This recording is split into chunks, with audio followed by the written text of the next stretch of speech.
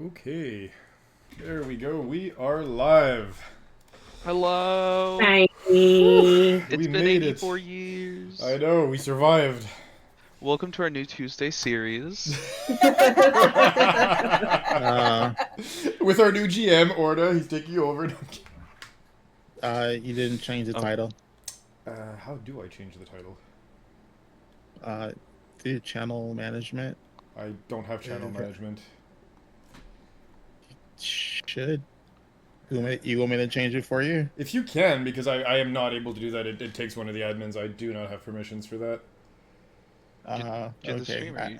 If you're streaming on it, then you should have permissions to change I the have no title. idea how. Give me a So second. admins I can't just do want it too. to See what Yeah. the last Or episode mods, title was. rather. Mm-hmm. I think I gotta see what the last episode. I want to say it was 13, but please double check that. I'll tell you in a sec.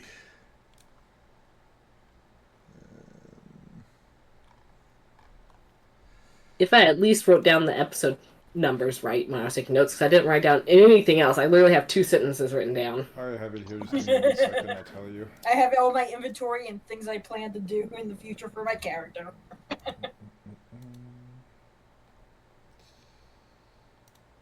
The last one. View all.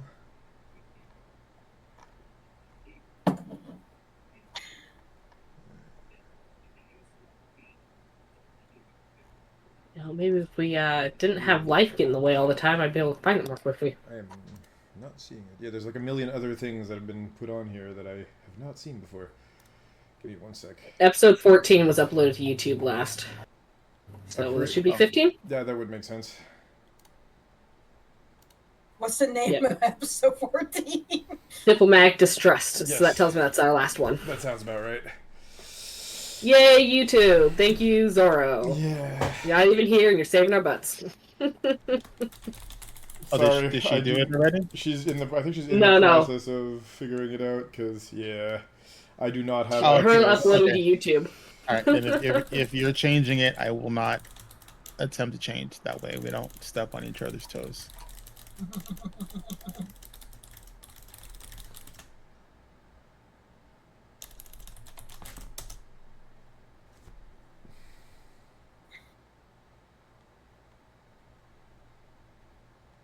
So Zorro confirmed last episode was 14. But yeah,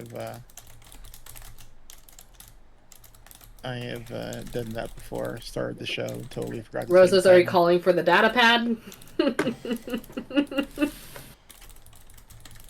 Data pad, more like stata pad. Aha. The data pad of many things. You're telling me. Maybe Orta would pull another black hole. As thanks Oh for my. the resub, the real homie, keeping the channel alive. Every 2 months. That's... When my man is almost as much as part of the walls as Rojan and everybody else. Jeez, 72 Hey. months. That's 3 years. No, that's more than 3 years. How many? That's 6. That's 6 years. Jesus, you guys have been around Yeah. for a while. Yeah. Well, I think they were only- around before these even were a thing. Still. Yeah. Gee. That's So, like, their total subscription months is not even the correct number for them. right. Yeah, I've been around. I've been Makes around sense. since the gibbering Mouther days. Very nice. Oh god. Yes. Sue, Yeah, I don't know if Zorro's doing it or if you're doing it. It's still not super duper clear. I thought she said she was doing it. I Yeah, That's she- why- Okay. on that. yeah, when she said I'm working on it, I don't know if she was talking about the title or if she was talking about finding the episode. It might be finding the episode. yeah, when that was English is 14. not my strong suit. I am never sure. Honestly, that's not going to be clear to anyone that's even native clear speaking, so... Oh, she's Okay. So as you're on it for the title, bro. Sorry. Yeah. Appreciate it. Jeez, Zorro. How dare you. Why didn't you do feels- everything for us? Some things never change. Right? Just like every week of Star Wars. Look, Something slightly technical difficulties every time. Look, That's how you know you're a professional streamer. look, I don't have the admin privileges on the channel yet, so I can't change any of that stuff. Plus, new to streaming, I've been doing this, this is the 14th episode, and Zorro ran the stream for the first 10, so... Yeah. We're gonna have a few problems sometimes. I do apologize in advance for those. To stream info. Okay. In the meantime, quick little recap, because it's been a while, and I think other than maybe like 3 people here, I don't think anybody else remembers where we were at. So, long story short, if you guys remember, you guys were on Typhera, and Yed just figured out a few key things about this, including what this, high-level tech was. In the end, it was Bacta, it was the advent of Bacta that you guys have front row seats to. And not only that, but, you were tasked by 3 of the council, I don't want to say council men, because, one of them was an alien, but 3 of the... council entities, there we go, to actually go ahead and free, their It was only the one bug cancelman. The other Correct. 2 were... Correct. And yes, the whole demand that they had for you guys was to free basically the Vratix people from the drugs that they have been rendered addicted to as a species. Long story short here. Because right, enslavement and bug. Correct. And so, you guys had accepted to at least head planet side and figure out what was going on right at that water purification plant. But by the time you guys got there, to your ship at the very least, right as you were going to take off and head planet side, your takeoff authorization was effectively revoked here, as the authorities said you were not allowed to take off because you were all under arrest. And the reason for that was quite obviously because the councilman that you guys had just talked to had been found dead. And being the last people who found them dead, who were in contact with them before they were found dead, naturally suspicion had fallen upon yourselves. So, that being said, where are we going? What are we doing? You decide, players. How are we handling this?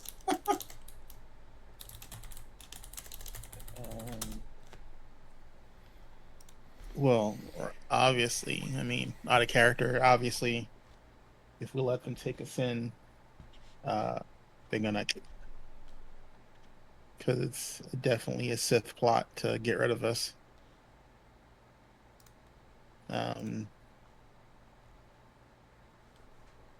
Kodav will ask Mibble, do we have any way to shut down the defenses so we can get to them? The gravity holder that's holding our ship? That and the guns that are gonna try and blast us out the sky. Does the space station have guns like that? Well, I'm presuming we can get past the planetary defenses, but I'm presuming because the bug people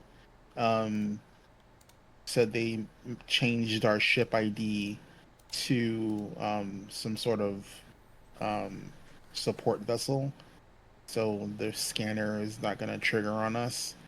But yes, but I'm just saying, does the space station that we're on now have any sort of guns like that would shoot us out if we try to make a run? Yeah, and that's what Kodav is asking Mibble. It's like, is there a way to make sure that if they do, they don't, pew us out the sky? I would probably need access to a terminal. Can we hack into one? Not from I the mean- ship.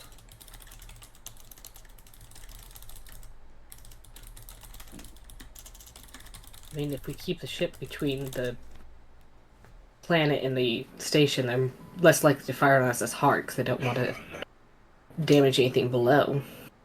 As you guys are discussing all of this,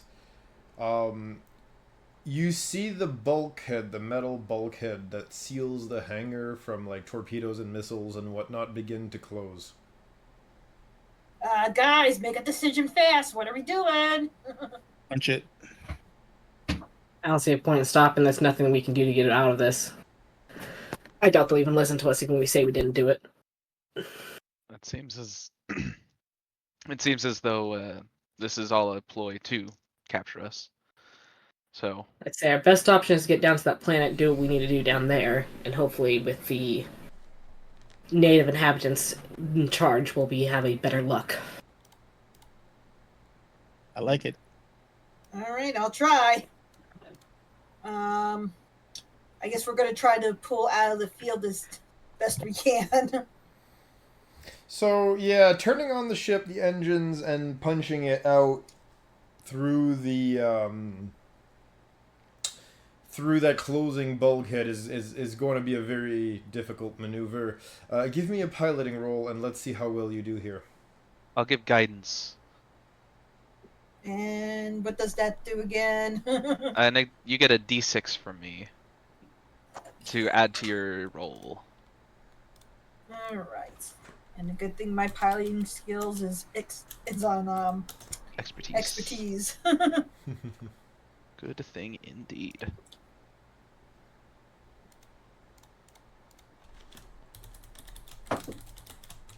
And that's gonna be. I rolled a 6 on that 6-sided dice. Ooh. Love it. Piloting, it's gonna be. That's gonna be a 30. Jeez. Damn! Like a glove. So, you know, turn the entire ship's engines and shield, well, not quite the shields, but the engines, the repulsors and everything, and get the ship off the ground as fast as you, I would say, humanly can, but we both know you're not exactly a human here. Rapidly can. Rapidly rapidly can? Rapidly can? Okay, well done, I like that one. That's a good one, I can stay. But as fast as you rapidly can, and the ship takes off and jets for what little opening is left as that hangar bay is falling down, and try, well, not the hangar bay, but the like, again, the partition bulkhead is falling down here, trying to seal you guys in. The ship bolts through as fast as it can, but it's a fairly big ship, and for a minute it almost looks like you're not gonna make it before Mibble punches it, and with the twisted screech of metal, you guys are free. You make it out of that hangar bay. As yes, that might have scratched the paint, but Mibble, other than a couple of collision alarms, you don't really see any major damage reports coming up on your screens. Yeah, I definitely look to make sure everything is sealed tight and everything such. Why do I feel like we just got curb rash on our ship? The equivalent of it, yes. All right, so I guess we're heading down to the planet, right? Yes. Yep. That's the believe plan. And you're I not believe we Alright. have a revolution to stage. and you're not exactly out of the woods here, because the station itself, yes, has turbo lasers, but not just turbo lasers. They have tractor beams. Gonna do my best to dodge those. All right, give me a piloting roll again, please. Do I still have guidance? I will give you guidance again. Does D6 ship have a guidance. weapon system? It does. Yes, and I think I also bought something that was supposed to be get attached at some point, but I haven't done that yet. Alright. I'm gonna head down to where the weapons are and try and see if I can get a beat on where these tractor beams are originating from, because I'd like to try and at least take out the weaponry they're using. Not trying to cause harm to the station itself, just kind of destroy the guns.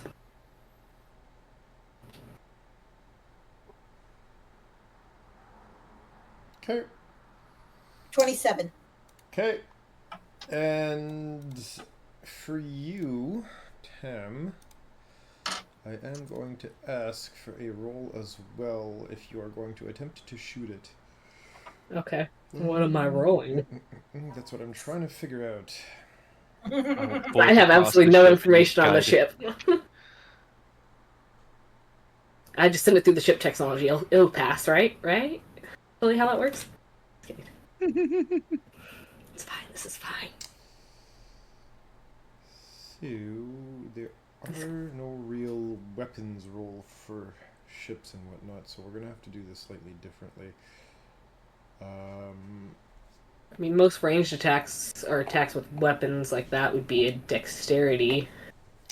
Yeah, I was thinking something along the lines of...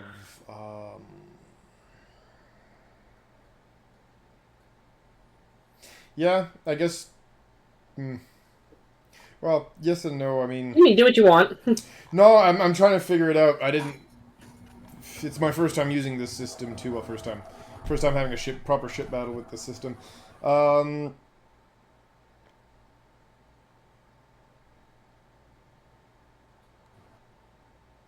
Either give me a tech, a piloting, or a... Yeah, flat out hand-eye coordination, so flat out a dex roll. Your pick. As you're kind of winging it. We'll take flat out dex roll because we're winging this anyway, yep. Which will be a 17. Makes sense. All right, very good. So, yeah, you effectively manage here to,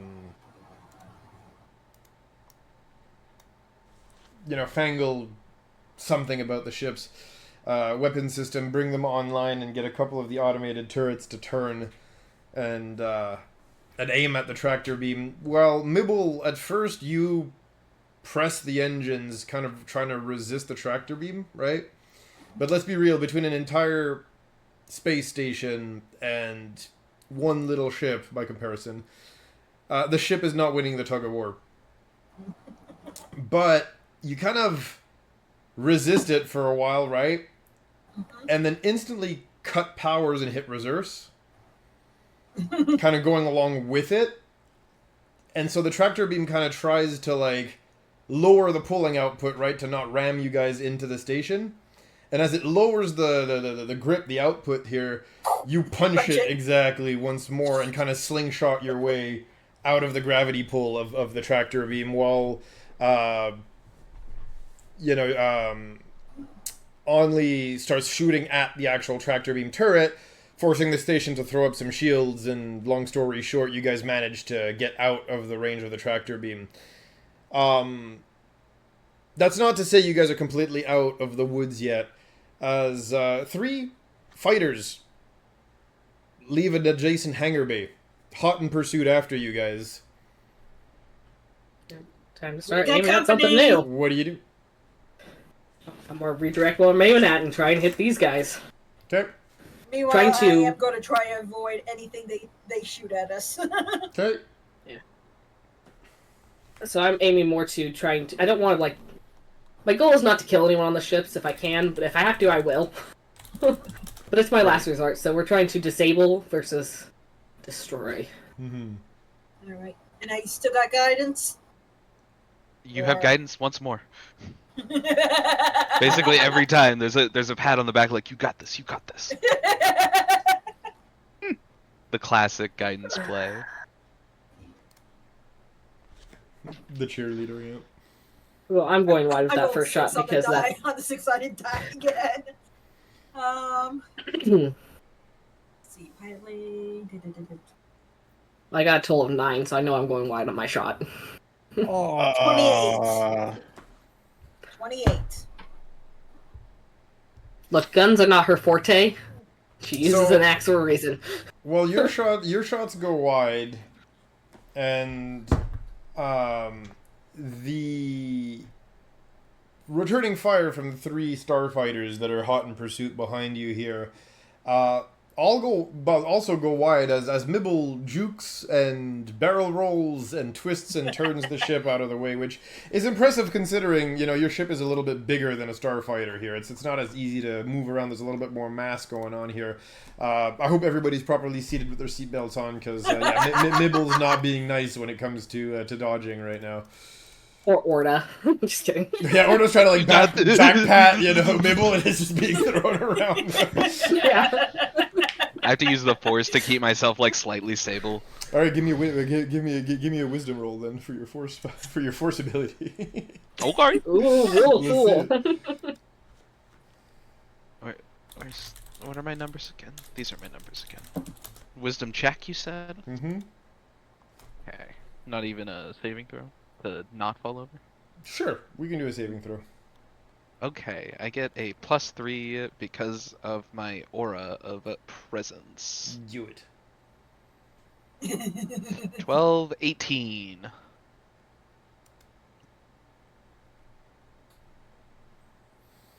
On that wisdom saving throw to not topple. That'll make it. You will not topple.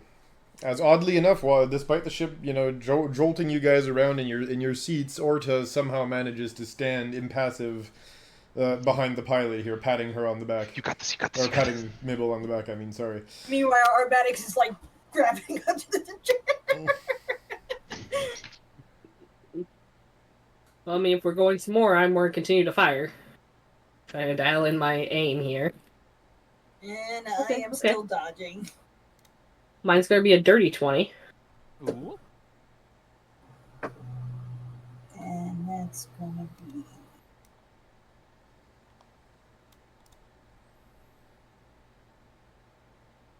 $25. Nice. So this time around, as you keep heading towards the planet, a couple of bolts do hit your ship. Beep. And you do see the indicator for your rear shields indicating damage here, as you have, like I said, 3 of these starfighters behind you, 2 of which will actually manage to hit you, and you see your ship's shields drop by about 25% here. Uh-oh. Oofta. We gotta do something!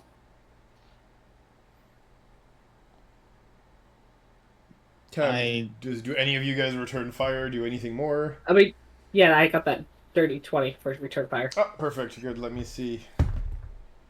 Sorry, I thought that must have gotten lost in the chaos. Nope, you're fine. Lost in this. This time around, though, you do manage to hit 2 of them. 2 out of the 3 here with that return fire, as you'll see their shields glow. That transparent blue flash of their front shields absorbing some of the impacts. But you definitely did some degree of damage here. Not enough to set anything on fire or break anything, but yeah, shields took the hit. Forge. As you No guys, fire. I'm assuming, continue to rush towards the planet, right? Yep. We'll continue firing as we go Okay. and get these guys off of us. Ooh, 21. Very good. 30. Let's see. Nice. Jeez, Nibble on those rolls. So, Mabel, once more, you dodge everything they throw at you. Tam. I got a +7 in my piling. And So- then a guidance D6. Yeah. Yeah, the D6, the guidance D6 is making huge work here. Yep. But yeah, I mean, I'm rolling with a +3 on my dexterity here. but It yeah, would no, help, so but I value defense more than offense. at So- this That's fair. exact moment.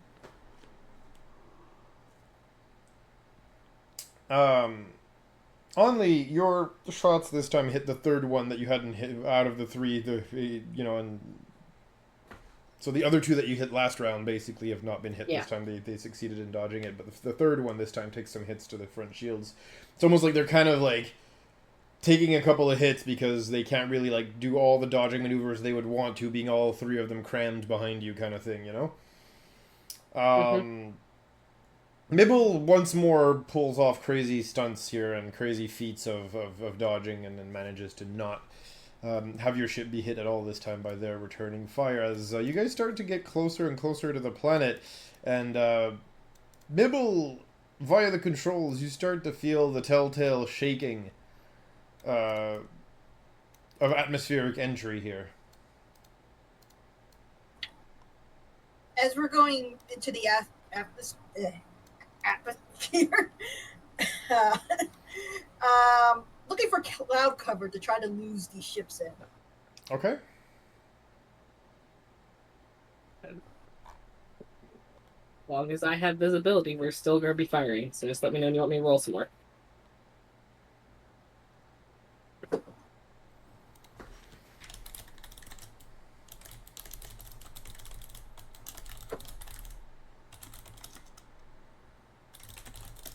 .26 on my piloting.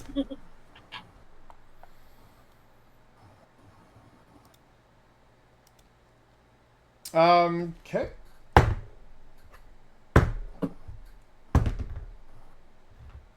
Okay, so 2 of them miss. The third one, however,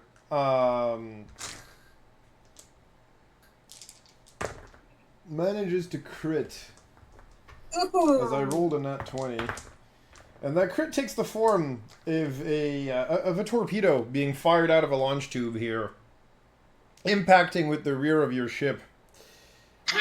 And it's already weakened rear shields. And while you guys aren't going down here, your rear shields are completely shot to crap, pardon my language here, as that torpedo does hit you guys right in the rear end. Right in the bum. However, 2 out of the 3 once more take a shot, and Tam, you can see that their front shields are not keeping up, as they do get impacted, and you see the score marks of the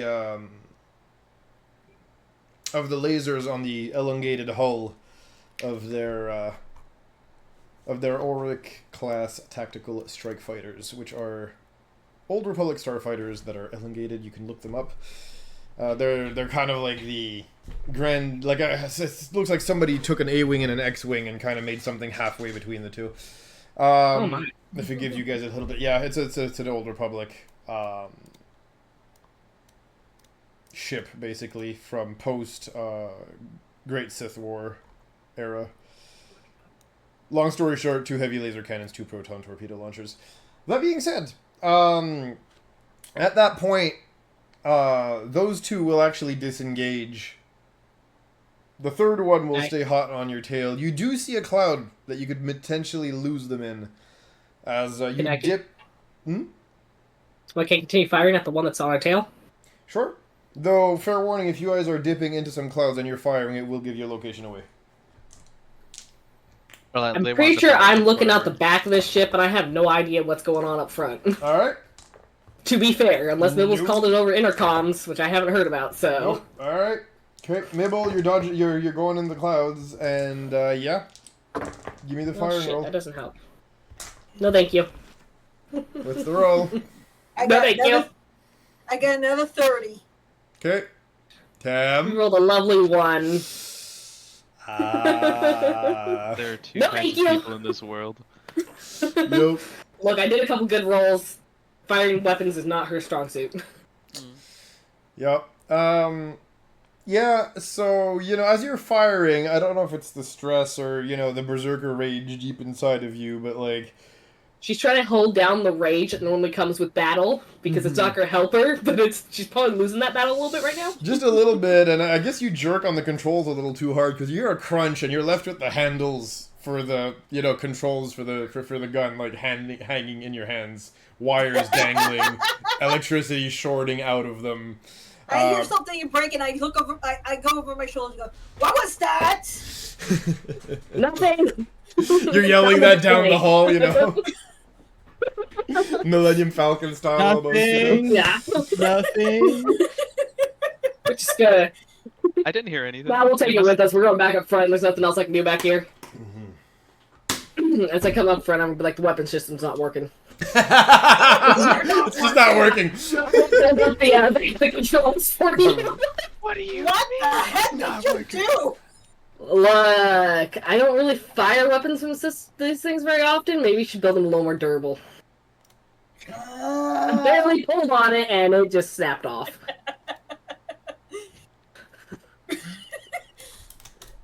So they're like, reinforce this shit. Yeah, Mibble's still going for the clouds. Okay.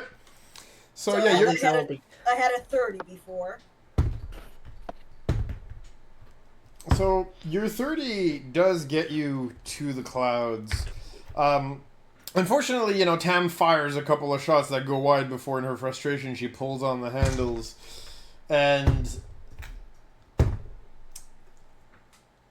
well, a few things happen. The two that had split off, right, to give their shields a little bit of time to regenerate, to fix themselves, to refill, then converge back into the cloud, right, trying to follow the third guy.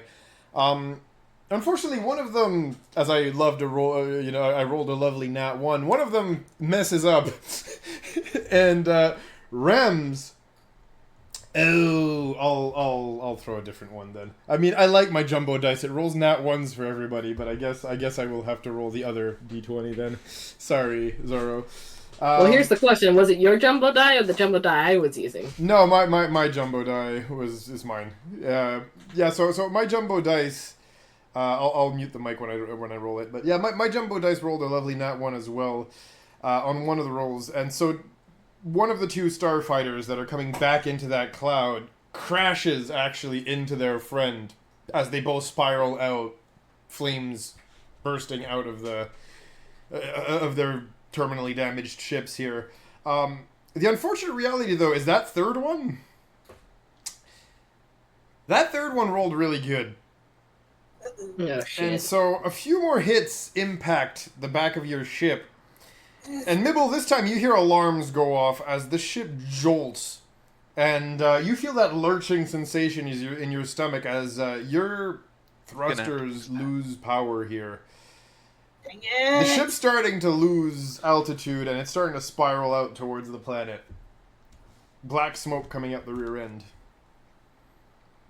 You still have some degree of control. It's not like you're not exploding and going into a death spiral or anything. It's the typical something went boom in the back and didn't like that last shot.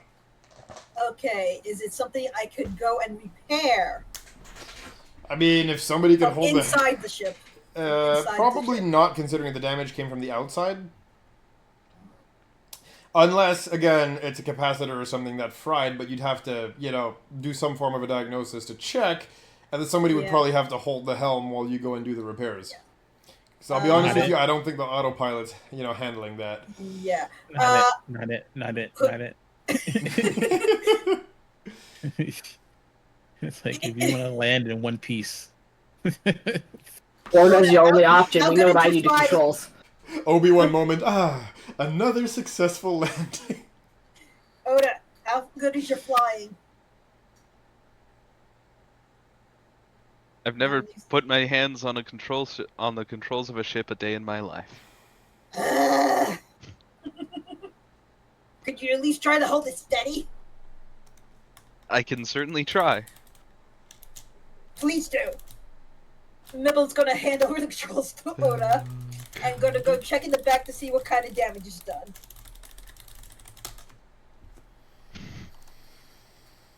I am gonna, if I'm holding the control steady and just making it so the ship doesn't have a bad time, I'm gonna cast Force Enlightenment on myself and give myself advantage on intelligence checks, which is piloting. Okay, Yes. let's see it.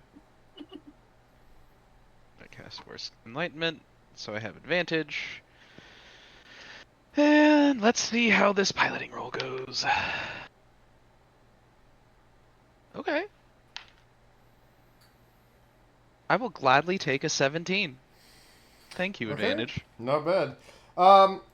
I mean, the ship's still losing altitude, considering the engine was nuked a little bit here, but you But it's managed not to at least keep. spiraled. Yeah, exactly. You managed to at least keep the ship from going into a death spiral here.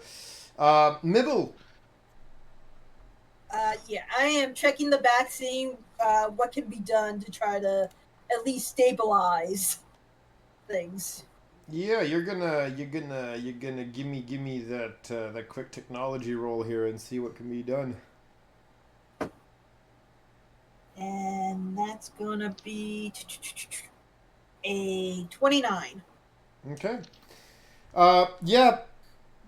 The damage is not eternal. It's not a capacitor or anything that fried. Like something on the outside got shot, probably one of the turbines or something, and it's not having a good time. Crud. This is going to take some external repairs to fix, and there's no way to repair that, mid Right now. crash. We'll call it that at this point. Can I? Yep. Sorry, I was gonna say, while this is happening, can Anli start looking for Plan B? Sure. She's not the one to sit around look. She's looking for something that, like, I doubt the ship has escape pods, but parachutes, something that can be made into a parachute, something that would allow us to escape a death spiral if we end up in one. Nope. This thing does have an escape pod. Funny enough, it's big enough. Okay. You're not in a starfighter, right? Are you in an actual spaceship? There are 2 escape pods on this thing. They're not, anything glamorous, but little known fact, even the Millennium Falcon had an escape pod, or at least was supposed to have one, which it was then removed and modified and blah blah blah blah. But those YT 1300 starfighters were actually starfreighters. Sorry, were supposed to actually have an escape pod on board. So that being said, yeah, no, this thing does have an escape pod. Actually, 2 of them. Does it need anything to prep it in No. case of need? You get in, you hit the button, you get out. They're made for quick, get the fudge out. You know what I mean? All right, good. Mind a code to authenticate, but that's about it. But yeah, that being said, Yeah.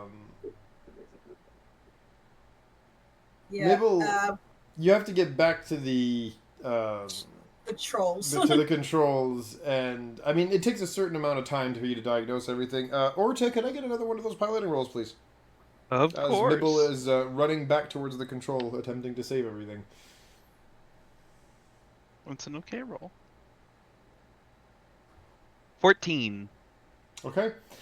Well, originally you were holding on to it pretty damn good. At this point, though, you don't know if it's because, we're slowly losing thrust, and as such, getting, control over the ship is harder and harder, or you made maybe a small, mismanipulation, or there was a weird air current or an air pocket, or The something. sun was in my eyes.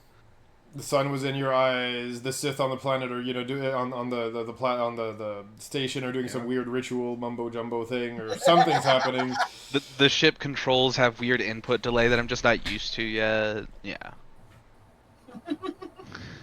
Yeah, a little piece of your meal got stuck between your teeth. You're choking on it. Anyway. Yeah. All that to say, your management of the ship at this point is starting to fail you a little bit. The ship does begin to buck and kind of wobble a little bit as Mibble, you do manage to run back into the control, into the cockpit, into the control area here, onto the bridge. But you guys do make it relatively in one piece at this point. Mibble, now that you're back behind the controls, what do you do? I am preparing for a possible crash landing, but I will try to bring it down as easy and in one piece as I can. Okay. Guys, I have to ask, do we want to go... Everybody hold on! I have to ask if we actually want to go with the ship landing, because these fighters are going to know exactly where the ship lands. Take one of the escape pods, and we have a chance of avoiding them. So just let the ship land where it may and hope that we can find it and repair it later, basically? Or get a new ship. Something, but worth it to get them off our trail. True. Wherever this ship lands is where they're going to look for us.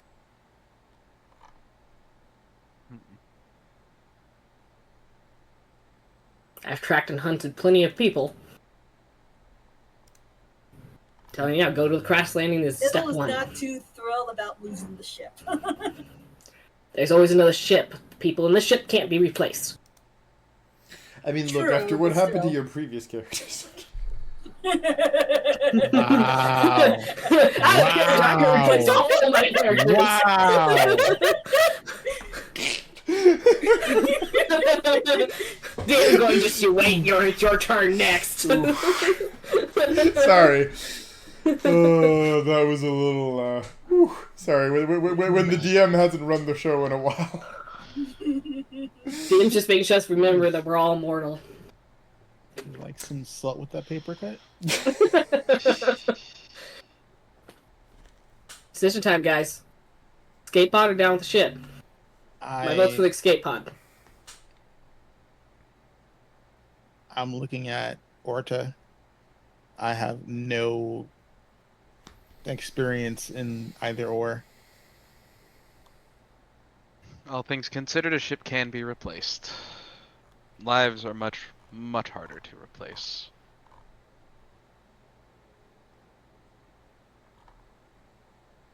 All that to say, escape pod. Alright.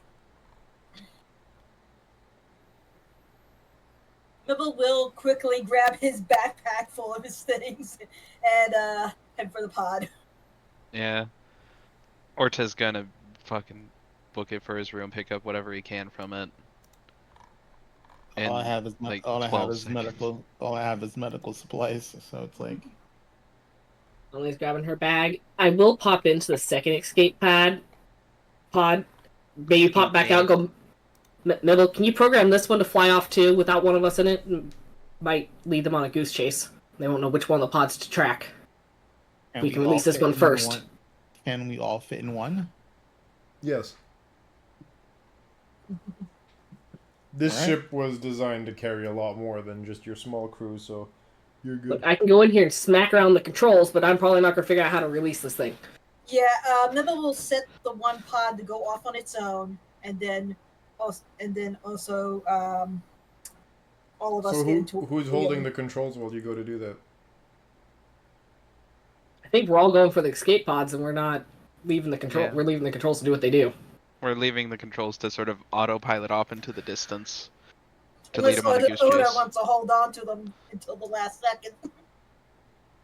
I have my own things to grab, so I wouldn't be able to hold on to them. Okay, so as you guys are going to your rooms to grab your stuff, I could do like some force stuff to like sort of hold them in one direction for a little bit, but that's about it. I mean, Anli most likely carries most of her shit on her, so she can hold it for a bit. Yeah. She won't yank this one off, supposedly. so as you all kind of bolt for your respective rooms and Mibble lets go of the controls heading towards the escape pods, the ship does begin a death spiral in earnest, nothing holding it in place anymore.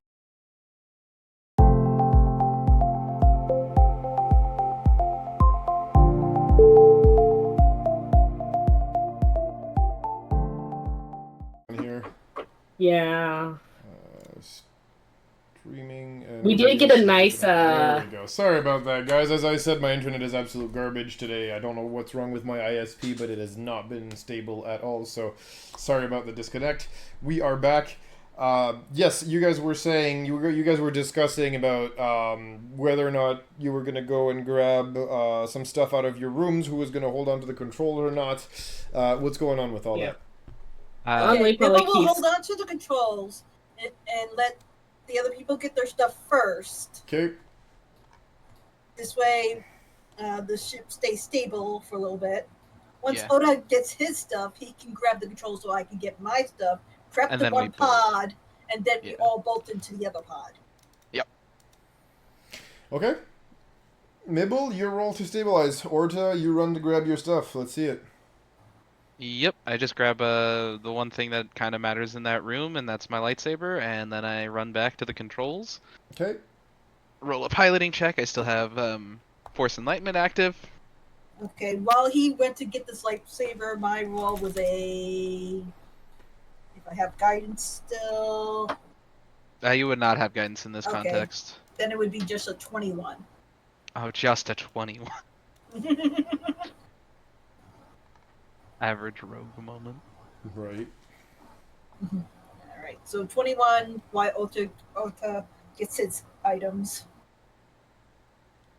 Perfect. Okay. So that manages to hold it, but there's still quite a bit of shaking going on. Like it's not the smoothest ride here, as you can feel the ship's losing more and more of its structural integrity here. Mibble Orta comes back with his bag, or whatever he has slung over his shoulder. His lightsaber is at his waist. Orta, you grab onto the controls. Mibble, you run the hell off. Orta, give me that piloting bowl, please. Yup.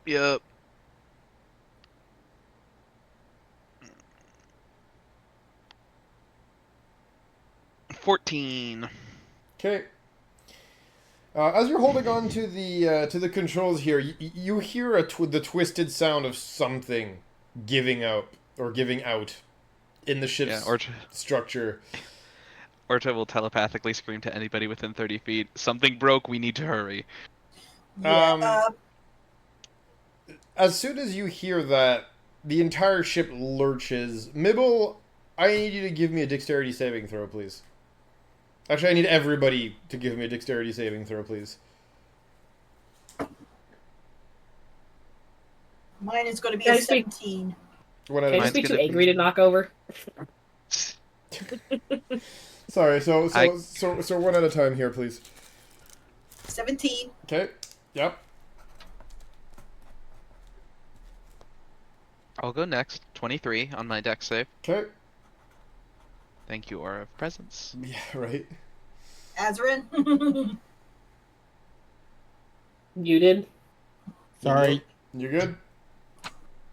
Yep. Do I need to roll? Dexterity saving Dex throw, Dex please. save. I don't imagine anybody's within 5 feet of me, but if you are, then you get a +3 to the roll. But again, I don't imagine anybody standing right next to me at the controls. What's the 14 get me? Okay, give me a sec. And then I mean, I imagine I'm staying near the escape pod waiting for everyone else.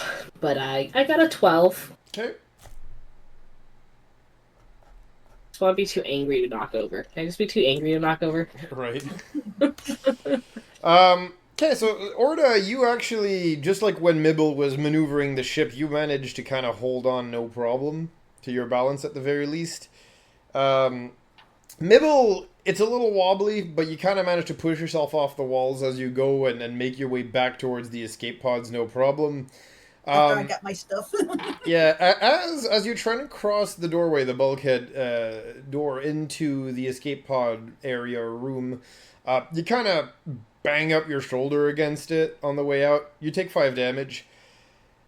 Tam, your character only gets thrust by the sudden lurch into the escape pod. You kind of bang your head. You take 10 points of damage, but you can actually like strap yourself in right away as you're effectively now in the escape pod.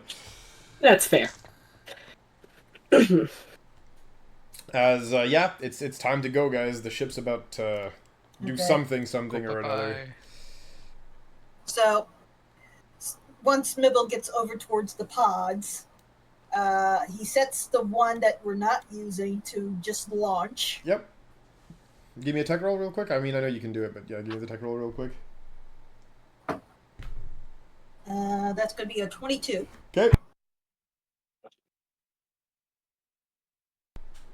Very good. Awesome. So yeah, you have no issue programming it with the 22. Okay. And I'm assuming you head back to the escape pod after that, or is there anything else you want to Yep. I go towards the escape pod. do? Okay, so you guys strap yourselves in, punch the escape pod button, I'm assuming? Well, once Order gets in, yes. Of course. Mhm. Once everybody's inside, yep. Nothing personnel kid, leave me behind. I gotta It's When we said all the life suppressors on the ship, we didn't include yours. Sorry. He can levitate. Oh, yeah. He can levitate to the ground. He's fine. He got this. Yeah, I'll just. You have the I'll force, just right? T-pose. Force bubble. Yeah. T-pose your way down. You can survive a crash. There you So go. everybody's in the Survive a pod. crash, you can dodge a ball. Everybody's in the pod. The second pod goes. There you go. So yeah, you punch the button, and with the whoosh of decompression, the ship does eject your escape pod along with the other one. Good thing you set a distraction, as both pods head in opposite directions, and the remaining enemy starfighter kind of hesitates for a sec before turning away from you guys and following your distraction pod away.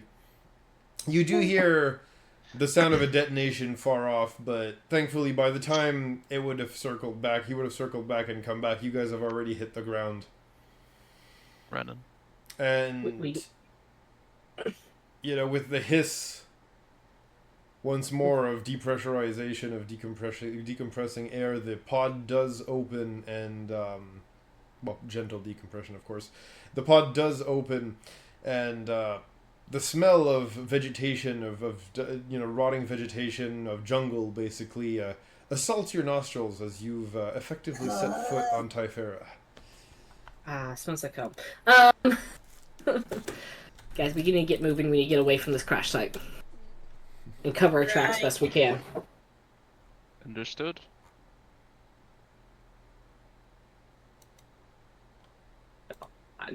Yep. Do we need to have roll anything? Yeah. I mean, if you guys are just running, no, that's fine. I'll just... Anli's going to be attempting to cover our tracks as we go the best she can. Okay, that, however, I will back. ask for a roll for that. Guidance. If you're cleaning up the tracks, I'm going to ask for a survival roll, please. That's Survival fine. check. I can roll survival. Essentially, what she's going to attempt to do is grab a branch and use it to obscure our footprints, so you can't really tell what's happening behind us. Yep, Ooh. no problem. Not bad. Guided by survival is 25 total with guidance. Perfect. So yeah, no, you guys effectively wipe all traces of your footsteps from behind you as you effectively leave away from the escape pod. As you leave the escape pod, in the dust. But yeah, you've now touched ground on Typhera. So we get a couple hours away from the crash site and then try to orient ourselves and head towards where we need to go. Well, okay, go ahead. Is that what you? That's my vote. Yeah. Sorry. Yep. Go ahead. So. That's a sound plan to me. Yeah. I mean, I Alright. definitely don't want to be out here get out of here as soon as possible. Understandable. Okay. Alright, so that's what we do. Well, had a couple hours in a random direction to get away from the crash site and then try to orient ourselves towards where we need to go. So, don't know about you guys, but Anli's willing to climb a tree. I do believe I have a climb ability. I have jet jump. Find it. How tall are the trees? Well, I have a couple things going on here. There's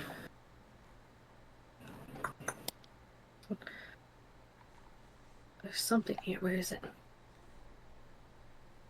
Apologies, new character. Oh yeah. Climbing doesn't cost me extra move. That's what it is, because I have the athlete feat. So I'm going to climb a tree, and then I have Hawk's Instinct, so I can see a mile away with no difficulty. Dang, eagle eyes. So I want to go up a tree and look around at what's around us. Okay. Yeah, no problem. Give me that,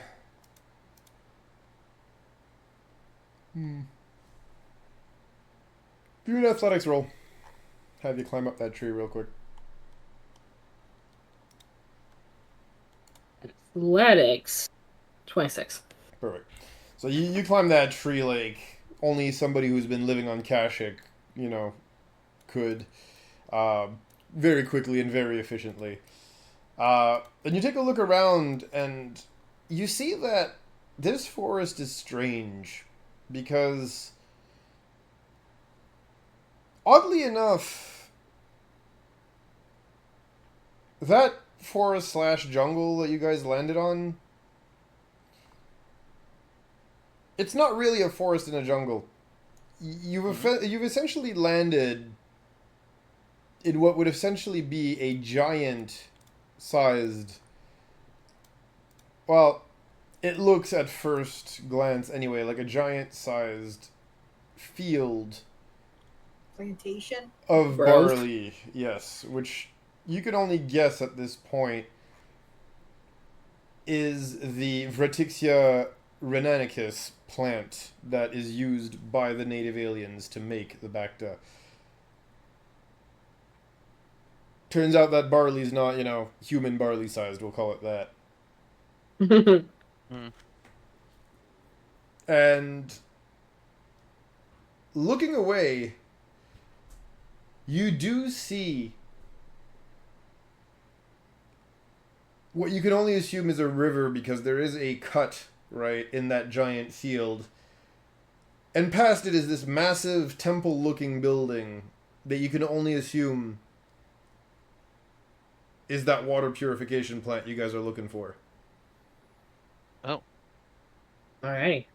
So I will make my way back down from the top of the tree. Hopefully not slip and fall. And relay to the others I see the plant, it's this direction. She probably won't say anything about the trees not being actual forest and being a grove because she doesn't see it as valuable information. It doesn't matter to us. We need to go that way. Right. Understandable. And we do need to keep an eye out for anybody that might not want us here.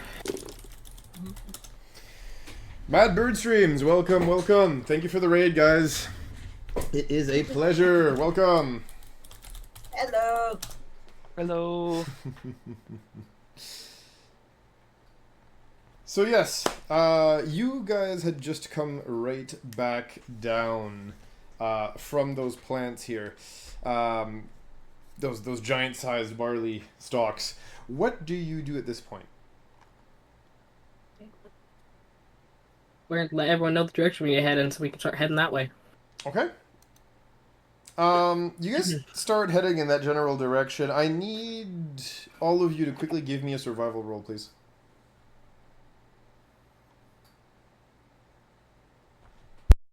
Survival.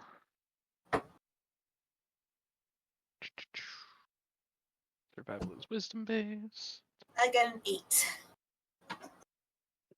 I got a 15. As you are muted. I know. I was just Sorry, seeing. I didn't know if you had. I was just seeing.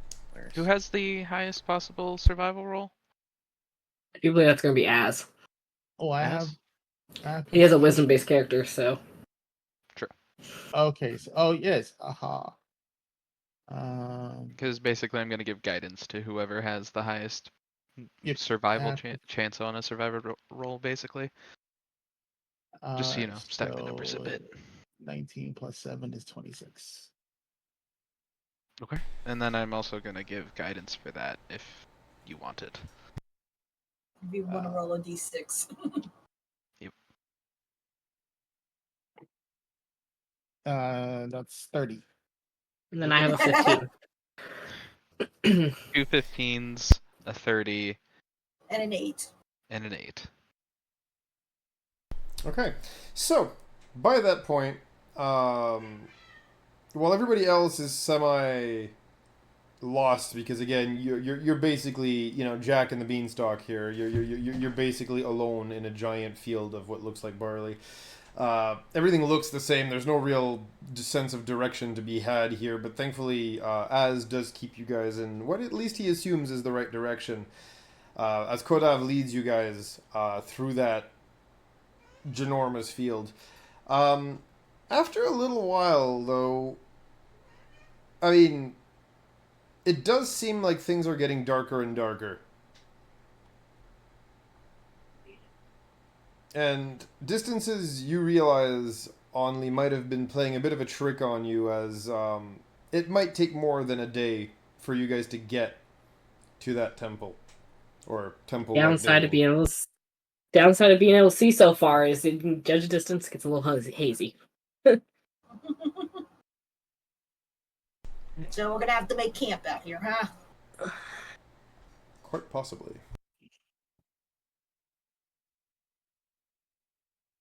So it goes sometimes.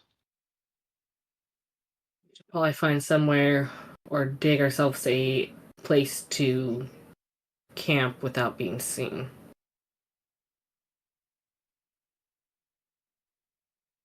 My bet is we don't really have much of a foliage or places to hide within, since we're in a Right. giant plantation field.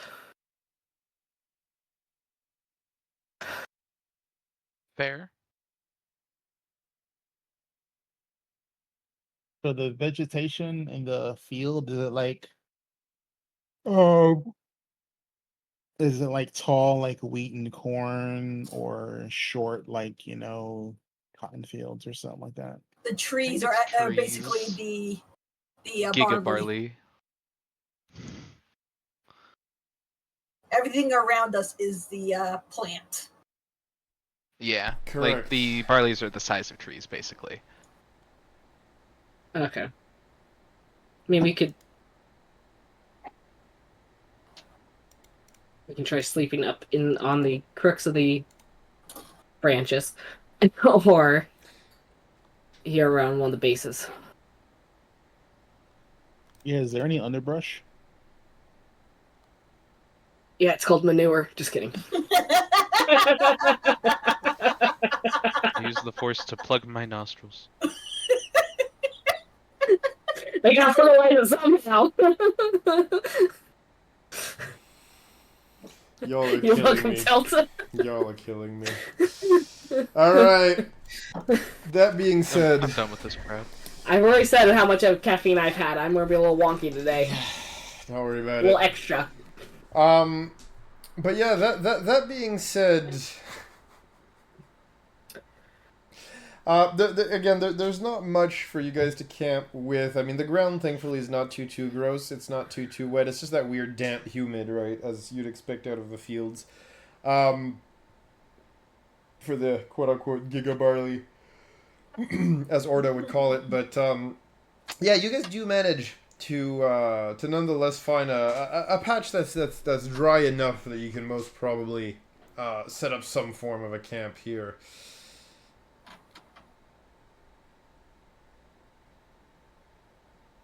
Hey.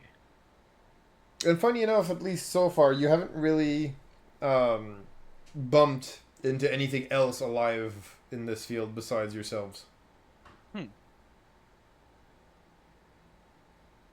Interesting. Well, if you guys want to get some sleep, I can take first watch. Maybe we go in pairs? Would we have enough people for the whole night if we go in pairs for watch? How many watches we need? How long's a watch? How long is a watch?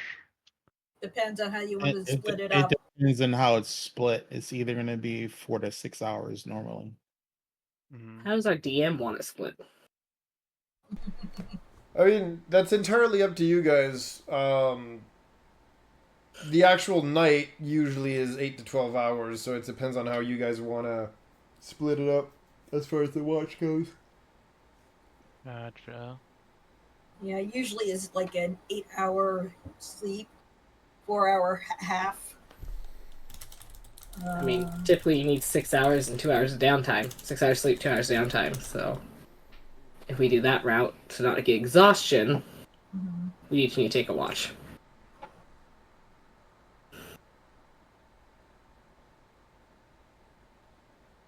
Hectic situation. Why would we think of a survival kit? We have everything to survive on our backs. Okay. Like, I got bedroll and blankets. Okay. That being Rations. That being said, so if you guys set up camp and kind of share everything with each other after you set up the camp, my question to you guys at this point is there anything else that you want to do with regards to your camp or yourselves before you settle for the night? Just what would I want to do? What's the temperature like right now? Now you're asking me to convert from Celsius to Fahrenheit. Give me a minute. I do not America. Give me 1 sec here. Google does, though. I only take freedom. I only take freedom degrees. Yeah, I'll have you in a sec here. Look, I just remember that 0 is 32, and I base everything off of that. So, yeah, it's about, from what you can tell,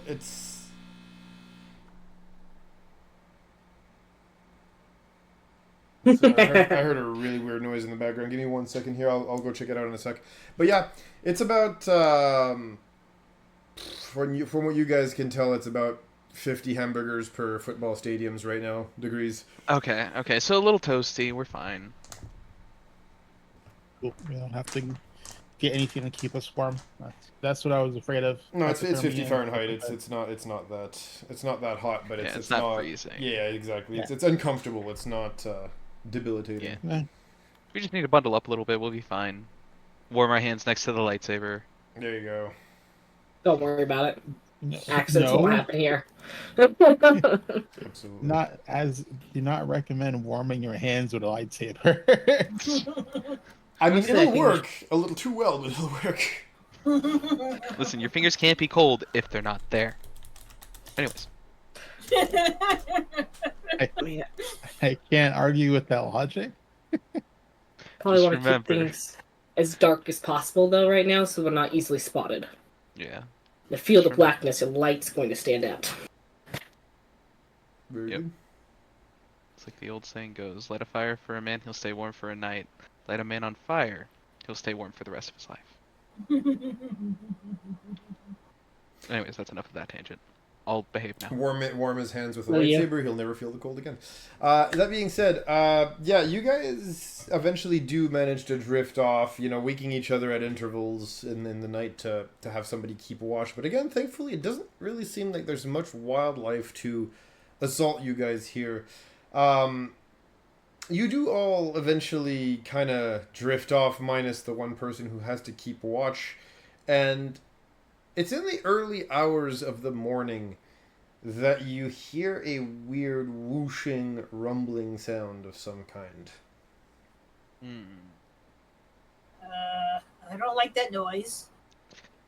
We may have to take our leave now. Yeah. I'm glad I'm a morning person, especially for situations like this. It's still pretty dark out, right? It's that, it's not like 1 hour before dawn type deal, when everything's Yeah. lighter, the sky's lighter, but the sun hasn't come out just yet. You're at that It's point. like that really dull blue. Mhm. Yeah. It's kind of nice to be in. And the birds are starting to chirp normally. Mhm. Not quite light enough for me to see what's happening, but yeah, I think it's time to move. Okay.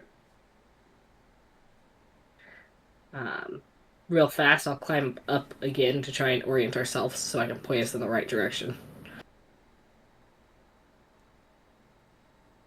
So, And while I'm taking a look around for that thing, I'll take a look around to see if I can identify what's making the rumble. So two things happen. First of all, you do find the direction in which you're supposed to head.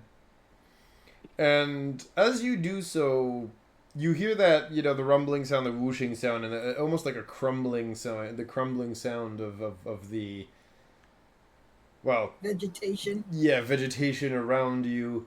You see a huge hulking shadow heading basically straight for you guys. Alright, so I'm going to do the, pretty much a slide back down. Mhm. Like, I'm grabbing on stuff, but I'm barely breaking momentum. Just enough to not injure myself. Alright, we have to head towards... It's this way we need to start heading, we need to move now. Something's coming this way, and it's big. Cool. Indeed.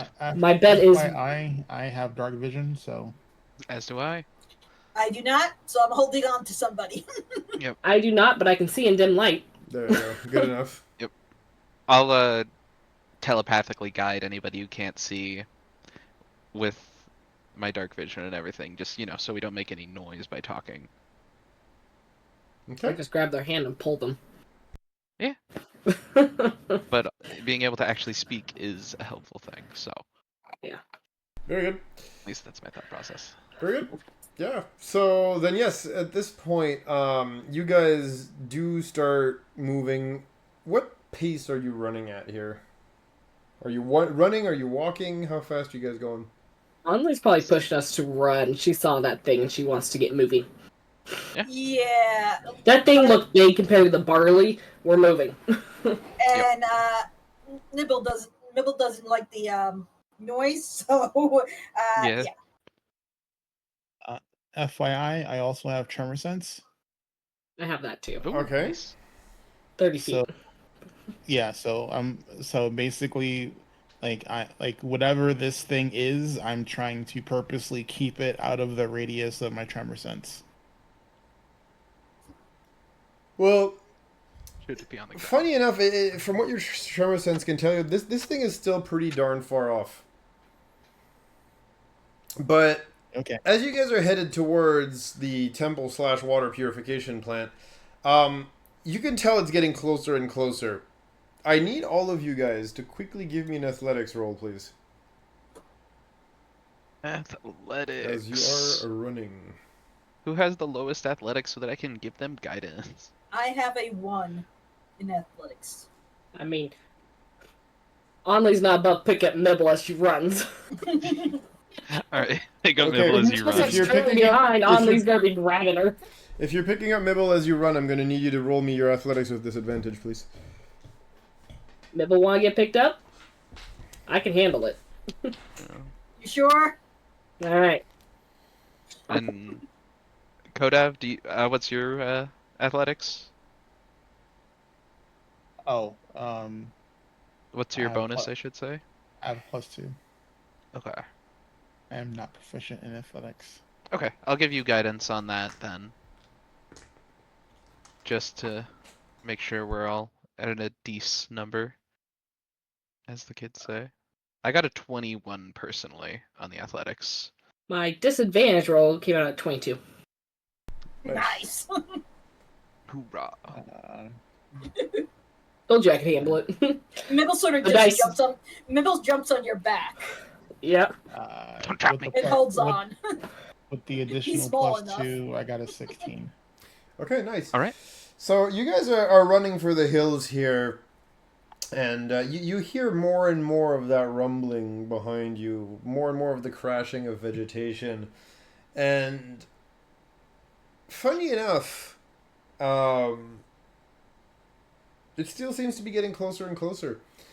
But it's almost like the gap is closing a lot slower than how it was earlier when you were just, sitting around a camp. And thankfully, you guys all kind of get to the edge, quote unquote, of the field, seeing that big river in front of you, right, with the water purification plant just on the other side. And with a final few, sound, again, cracks and sounds of tortured vegetation, whatever was following you turns around, and the sound now seems to be headed further and further away from you.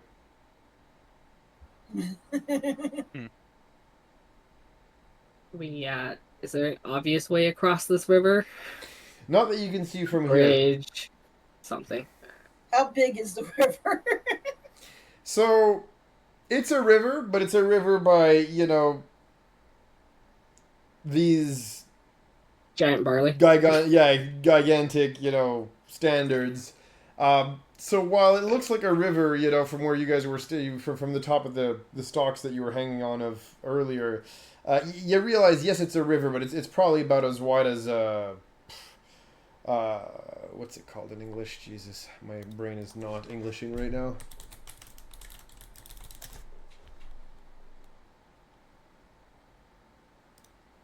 I don't think you guys have a word for this in English. Fjord? Yeah, it's like a really wide river. A thick river. Yeah, like in French they have a specific word for that. I don't know it in English.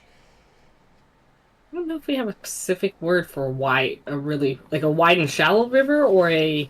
No, it's more like a wide and deep one that like leads to the ocean rapids. usually. But I don't know how you would go and call that in A English. colossal watercourse. It's If it leads to an ocean, then it's a delta. yeah, Like I guess land it's river? not quite a delta, but it's a wide like one. I guess you would say. It's Yeah. not quite. It's a We just chonker. call them wide and deep. That's what we call them. So I mean, it's kind of like the St. Lawrence, Like if your that tells you any. mom. Yeah, Oh. it's kind of like the St. Lawrence. What brings the Great Lakes out into the ocean. Yeah. If that gives you, if you guys know your geography a little bit, that's more or less what you guys are looking at. It's probably like 2 kilometers wide or something. It's a canal. I guess if that's what you guys call them. I have no idea. No. Again, English is not my language, but yeah. It's a chonker. Canal is more That's all that man-made. matters. It's Yes, chonker. it's a chunker. Exactly. No need for these fancy words. Let's see, in I'm French... thinking of the Mississippi. In French, yeah, well, that's exactly it. In French, you have like a river that's called like a rivière, and then when it's really, really wide, it's called a fleuve. I don't know what the hell the word would be in English for that, but you get the idea. It's called a river. So They're there all you go. rivers. All right. Well, I love how now English we have a word simplifies for everything. it. So We'll just call it a fleuve. It's just a, yeah, exactly. It's just a chonky river. All right. Chonky river. There you I tell go. you what. But yes. So yes, it's wide. It's probably like I said about a mile and a half wide. Oh, Would we or would we not expect to hear banjos? No, it's probably it's a bit too deep for it to be banjo territory.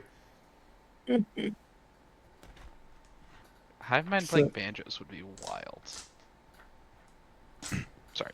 But the good news is at least whatever was chasing you guys in that field seemed to have turned around and left. So we have time to figure out how the hell to cross this. Correct, however you guys decide to cross this. Rivers. Just No, I said like canal focus as well. music. The canal is more man-made, though. Usually, I thought. Yeah. Like We build canals. we have words for different origins of rivers and Not different really. parts of the river, but not size based. Like there's no venti river, you know? That's what we're calling it from now on. It's now a Venti River. It's a venti river. It's the only acceptable term. I mean, we can look for a natural crossing. That's a Trento of a river. That's not even just a venti. But moving on, yes. Oh, Trenta. Of course. Sorry, that's my bad. Yeah, we could see if we could find any stones or something that goes across or whatever. Yeah. You're looking up I and mean- down the river. There does not seem to be anything to cross. Like there's no natural formations or anything, and you realize that maybe this river is artificial, and it was probably dug there as an irrigation canal of some kind. Can we cut down a barley and use it as a bridge? Probably that thing does look like it could float. You How guys want to make a far- barley I mean, bridge? It's not going to be necessarily a bridge, but you might be able to kind of like Boat it? yeah, boat it or something. Find a way to paddle it or something across. I mean, So I'm assuming a couple of zerums later, you guys cut down one of those things. It's convenient to be a Jedi and have something that can just cut through everything, right? Never mind weapon applications. It's just like, oh, I gotta cut toast. No, never mind. We make the toast and we grill it at And the we same cut time. it. Yeah. The only thing is, it's not great for butter. No, butter is you can't really apply butter with it too well. So But our I mean, Jedi is going to cut the barley. We got somebody who can drag it over, and I can manufacture a raft or something. there you go. Did you attach a jetpack to it? Hey, look, I got fiber cord cable too to kind of tie everything together. So There you Yeah, go. There's some cable. I got cable too. So And I can sort of use the force to help guide it, like don't forget to make the Zil rudder. suggested. Oh yeah, the rudder, of course. Paddles, something. We need some way to steer this thing and some way to propel it. Right. hey, can't your lightsabers turn into a Ooh, ooh. Lightsabers and water don't mix very well. That's So- okay. I need all of you to please give me And anyone can do, like, one of these. You don't have to have, or somebody can do all of them together, but you guys can split up the tasks. But I need a technology roll, a survival roll, an athletics check. Technology, survival, athletics. I'll do the survival. Okay. I'll do the I got athletics. tech. Okay. I'll be the lightsaber. Sit there and look pretty. Serious. 30-20 for your athletics. Okay. I have I rolled a mid. 29 for tech. Okay. 25 for survival. So yeah, between the four of you, you managed to like cut one of those like big barley things out, kind of hollow it out a little bit, fix it up, make Ooh, a a makeshift canoe. rudder. Like exactly. You kind of make the giant barley stalk equivalent here of a canoe, We MacGyvered the shit out of this. basically. Ooh. And it takes you the better part of the day, but by the time the sun starts to set again, you guys have a serviceable raft on the side of that water. Wunderbar. Including paddles. Correct. So I'm assuming that thank you is directed to me for saying the canoe. Con. Acceptable. Best friend brain cell. Right. Louis. We canoe. So, that being said, one more evening, and you guys hear this big rumbling sound coming towards you guys again, but thankfully, once again, it stops right at the edge, turns around, and rumbles away once more. The sun does rise, and it is morning as you guys are essentially ready to cross the water. So I'm assuming that Only and Orta will be the paddlers.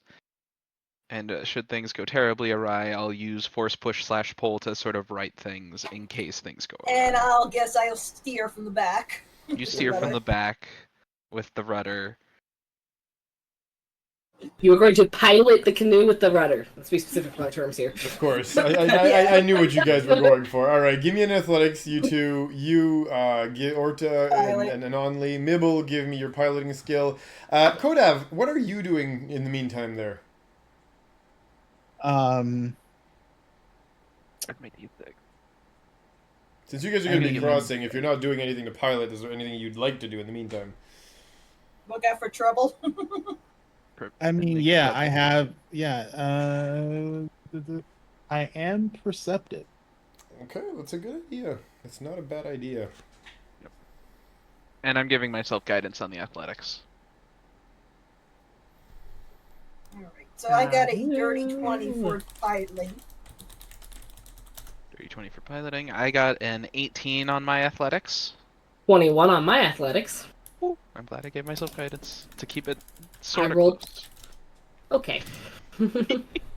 Slightly. I Like, I got rolled plus 7. perfectly mid. Okay. So, Don't ask that question. We don't need to know anything about no fish. Don't put that out there. How did you know that it was shit out there salmon for the DM. migration season? Fuck.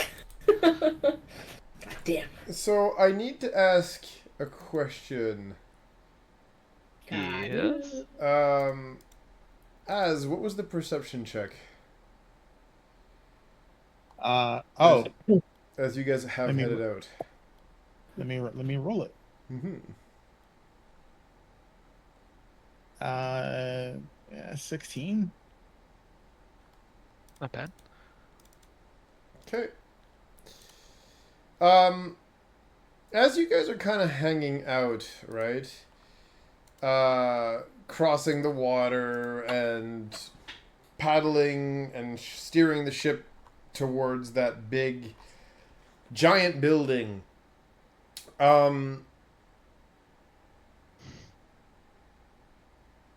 Kodav, you're kind of looking around, and the water, thankfully, is placid. There's a little bit of waves, but it's nothing too crazy.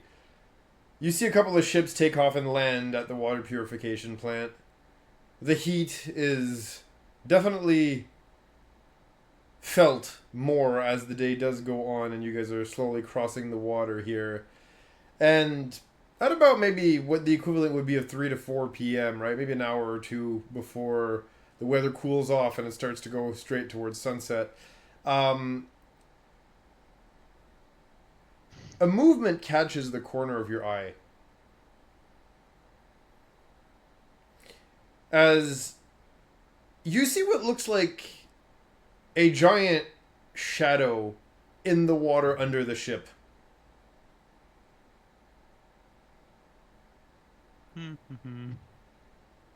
Guys, don't jostle the canoe, but there's something large and shadowy underneath us. Underneath us? Just think the best thing to do is keep paddling. Get away from it. Get out of the water as fast as possible is all we can really try our best to do. So as I mean, I'd rather not fight it in the water, so yes. as you guys try to get away as fast as possible, I'm assuming in that case that you are, using those paddles of yours. The sound or the waves or the impact from those paddles trying to get away as fast as possible seem to attract it, if anything else, and the water does get disturbed as something does emerge. But to find out what that is, you'll have to stay tuned because we're about to go on break. And when we come back, you'll figure it out. I'll see you guys in a bit. Break up.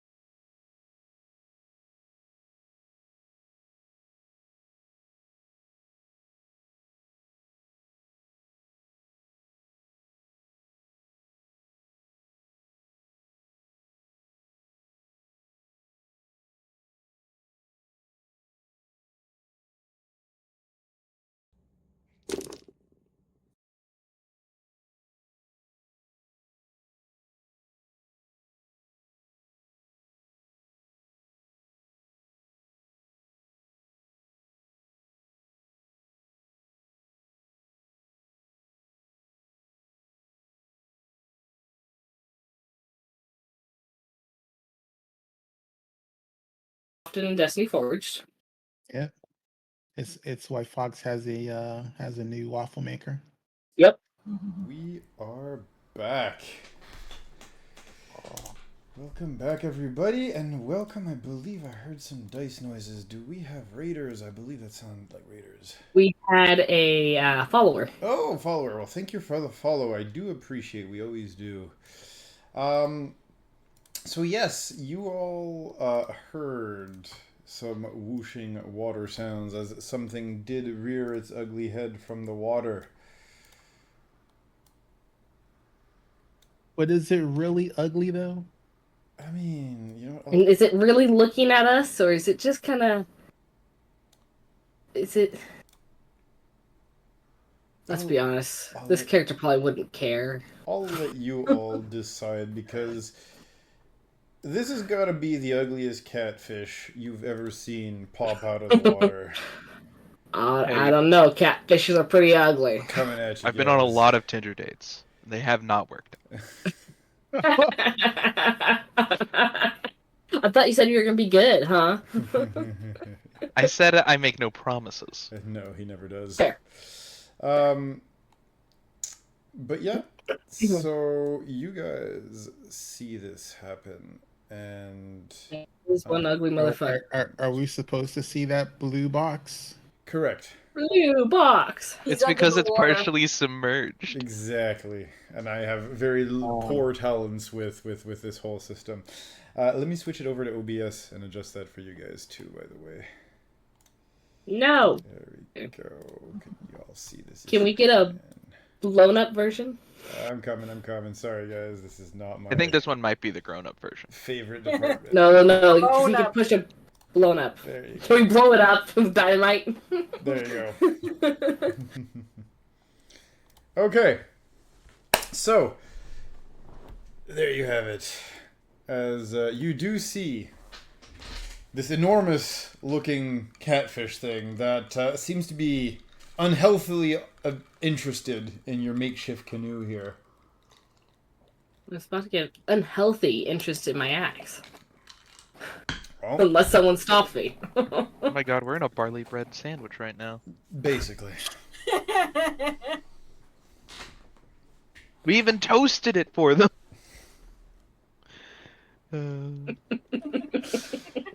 Every time Ordo You know, thinks that something is like- like that, everybody hears him say it, right? So. Yep. At this point, when we think them ourselves, it comes out in Order's voice. That's my Right. goal. Like I said, if no one stopped me, I mean, her first instinct is to hit it with an axe.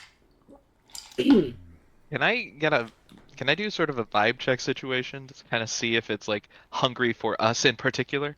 Sure, give me a roll.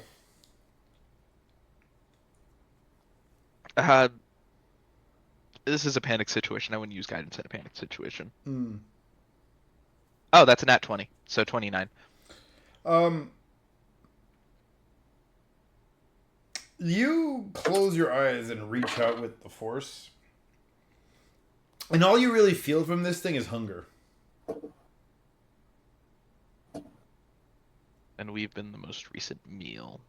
Well, you were Meaning- paddling, which means you were making ripples across the top of the water, and it definitely associates that with the movements of its prey. Right. Is there any way I could use the force to create some ripples, like, to the right of it, to sort of distract it? I'm not against it. You know what? Give me real quick an animal handling roll if there is one in the system. If not... Oh, there is. So give me an animal handling roll, please. In this case, now that I'm sort of working with a plan, I will use guidance for this. Mm-hmm.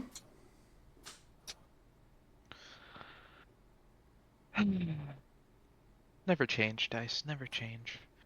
3, 6, 10. You do a couple more, like... You kind of mentally just move the water around a little bit further off and then make some slaps across the water, almost like you're using an invisible hand to tap the water and everything, but it doesn't seem to really distract it. Now that it's got that evil-looking little eye beaded onto you guys. It knows there's food on this boat, and it kind of does the whole fish thing where it swims away and then swims closer and kind of just like rams the ship a little bit, kind of like it's trying to see, hey, if I hit Test the this thing, is it waters. gonna roll? Is it gonna capsize? It's kind of like measuring its length to your length. Can I eat this thing whole? You know, it's doing the whole like testing the waters, if you will.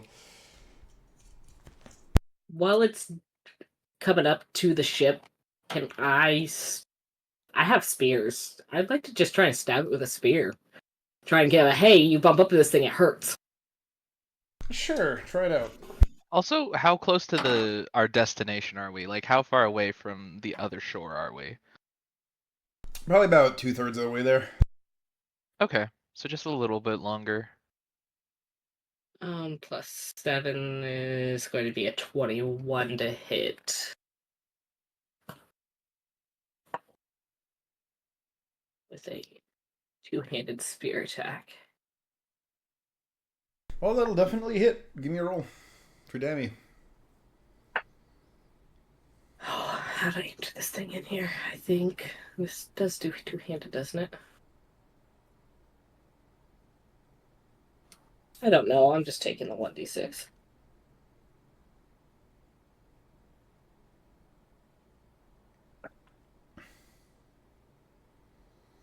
Plus strength is going to be an 8 damage. Wait, why does that have 2 damage? Just hang on a second. I gotta figure out what I did here. Apologies, this is the first time I've actually ever used these weapons. You are fine. I will be right back. It is a vibro spear. Ooh. Didn't even know those existed. That's actually kind of cool.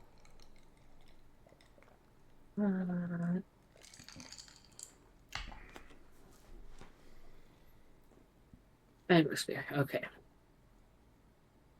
Okay, so that is the versatile. So two-handed is actually 2d4. My apologies.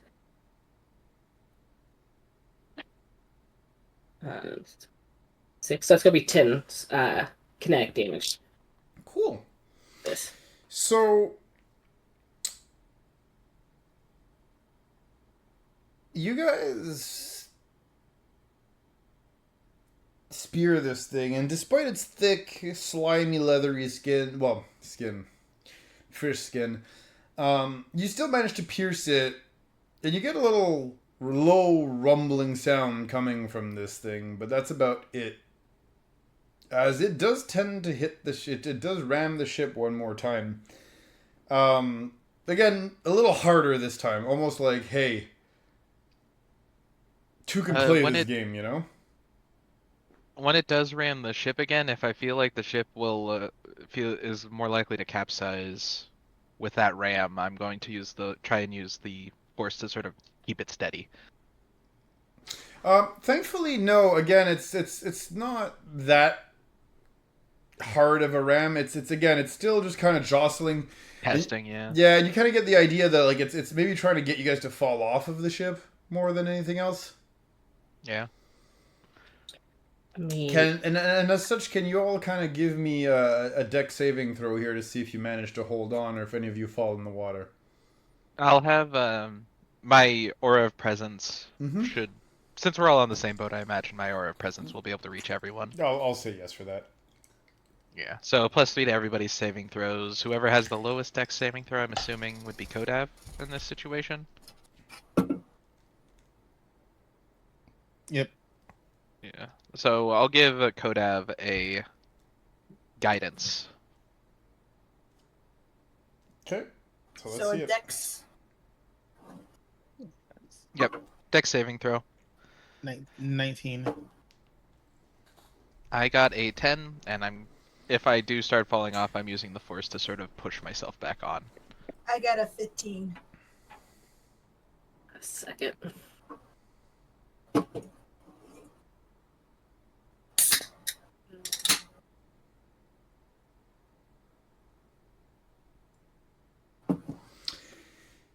Okay. Other than you, Orta, did anybody else roll under a 13? Got a 9. Okay. So Orta and... Oh, I almost called you Gemma. Wow, that wasn't even one of my characters. Wrong campaign. Wrong Those campaign. are a lot of characters, but that was not one of them. Wrong Dang. campaign. It's like a mum with a lot of kids. Wasn't that the name of your cat, though, in Tricorn, or is my brain fried? Your brain's fried. What's the name of your cat in Tricorn? Snow? Snow. Who's called Gemma, then? I know Zorro had Gemma a character. is, I know Zorro had a character that was It's called from like the that, the Kids on Bikes game. that's the one. That's the one. Yeah. I It's can't remember the name of it right now. Why can't Would be heroes. Would be heroes. Wow, But so you can many, catch 'em so many. every month. Yeah, no, like brain after a while when there's so many characters. But yes, no, sorry. I meant. Wow, I am fried.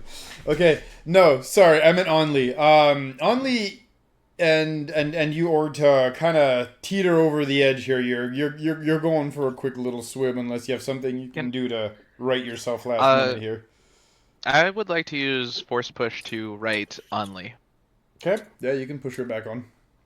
Yep. So I just give her a light push to keep her on the boat as I continue to fall. Okay. So, yeah, Only you feel yourself kind of like picked up by an invisible hand, I guess you could say, and then shoved back onto the ship as you were going to capsize off the edge. Watch where those hands go. It's the hand the size of your body, almost like your whole body got slapped back onto the ship, but yes. I was messed I around. know, don't worry. Look, I've grown used to your shenanigans, people. I am stone-faced in the face of your phrasing. Oh, we'll still get you. I mean, I got you guys real good. You just made a challenge. I got you guys real good with the salad last time. Your move. But that being said, next to the Orta, you feel the cold embrace of water as you sploosh right into that water. Mm-hmm. And it doesn't take long that you see a shadow, an oval shadow approaching, maw open, as this thing seems to be intent on swallowing you whole. What do you do? I hold out the paddle to try and get him back into the ship. Yeah, I'll try to sort of... The best way to put it is I'm going to try to get back to the surface, that's for sure. Mm-hmm. And part of that is going to be sort of force pushing myself up 10 feet to sort of like get out of the way of the maw at the last second. I don't think you can kind of force push yourself up last I checked. I guess that that's more of a flavor thing. So you're just like force jumping out kind of thing? Simple tool. Yeah, basically. To sort of like avoid it at the last second. Okay. That type of thing. And then get up to the surface. I would like to, in an attempt to deter this thing from taking a chomp, more throw the spear down into its mouth that I can see coming up. Well, the mouth is not coming up. He's horizontally going under the ship, basically, and going after Orta. Like, if you want to look at the map, basically... Okay. We're just going to... He'd go under you guys, and Orta right now is kind of in the water over here type deal. But thanks to the type of berserker I am, I can literally throw any of my weapons. Mm-hmm. And then they return to me because of the way I throw them. Mm-hmm. So we're just going to grab the axe and chuck the thing as hard as I can at its head. And I'll even enter the rage to do this. Okay. So that I can get my added to hit. What's my rage bonus? Also, as it's passing us, I am gonna do. Rage. I am gonna do.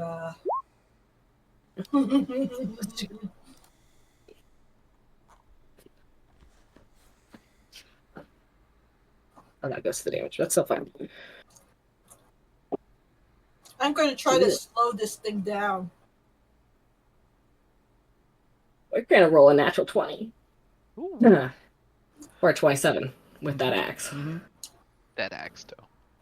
Okay. So we're throwing that vibro axe. Brutal critical? Or just regular? I can't remember what we're doing. I should, because I got killed with a critical, but... We're past level 5, and I think you guys had agreed on brutal, so brutal. Okay. Yep. So that's going to be...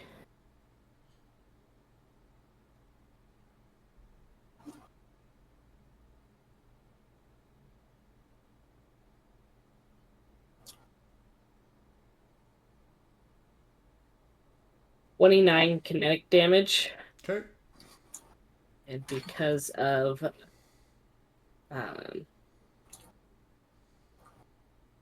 the throw anything feature that I have from the Bloodstorm Berserker, anything that I'm proficient with that I throw actually returns to me. Yep. That works. Oh, sorry, attacks. So Okay. it's going to basically kind of ricochet off of the beast as it slices into him and return to my hand. Mm.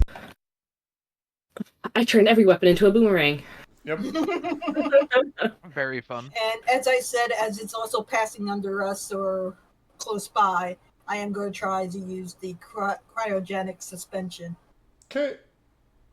So, as it's passing under you guys, you said you were slamming it with the axe, and you do so, and it bites deep into this thing's blubber. But here's the reality of it: this is basically a giant catfish. There's a lot of blub on it in and of itself, and it does register the hit, and it even thrashes a little bit under the boat when that hit happens, almost like this visceral, instinctual motion that a vertebrate would do when it feels pain, right? As you guys hear a thud under the ship, your makeshift raft. Canoe. Yeah, your canoe. It does hit the canoe quite hard. As a result of being hurt here, breaking what little ice had started to form on its body, as it did make this Constitution saving throw. I need you, Orta, to do me a couple of rolls. First, I need you to give me an athletics roll. Athletics. With regards to you swimming and not, instantly drowning. Or And I'm sorry, I starting to drown. forgot the rage damage, so that's 4 more points of damage. So Let I me add got. that. Sorry. So in athletics, it's probably a dex save, I'm assuming. Let's see how this goes. I'm That's hoping a that Thrash 14 at least for my knocked him off athletics. Okay. So you do manage to stay relatively afloat. At least you're not going in the wrong direction. Yeah. Down. Not down. Up, stay up. Go up. Pull up. But this thing's still coming at you, and it's coming at you frightfully fast for something that size. Yep. As it gets bonked. Yeah, as it gets bonked, and the bonk, if anything, instead of slowing it down, speeds it up because it in the throes of pain, it just bats its tail faster and accelerates. I need you to do me one more dex here saving throw. Dex save? Yeah. Okay. As you try to grab onto the paddle and kind of get yourself out of the way fast enough not to get chomped in by this thing. Okay. I'm going to use guidance on this one.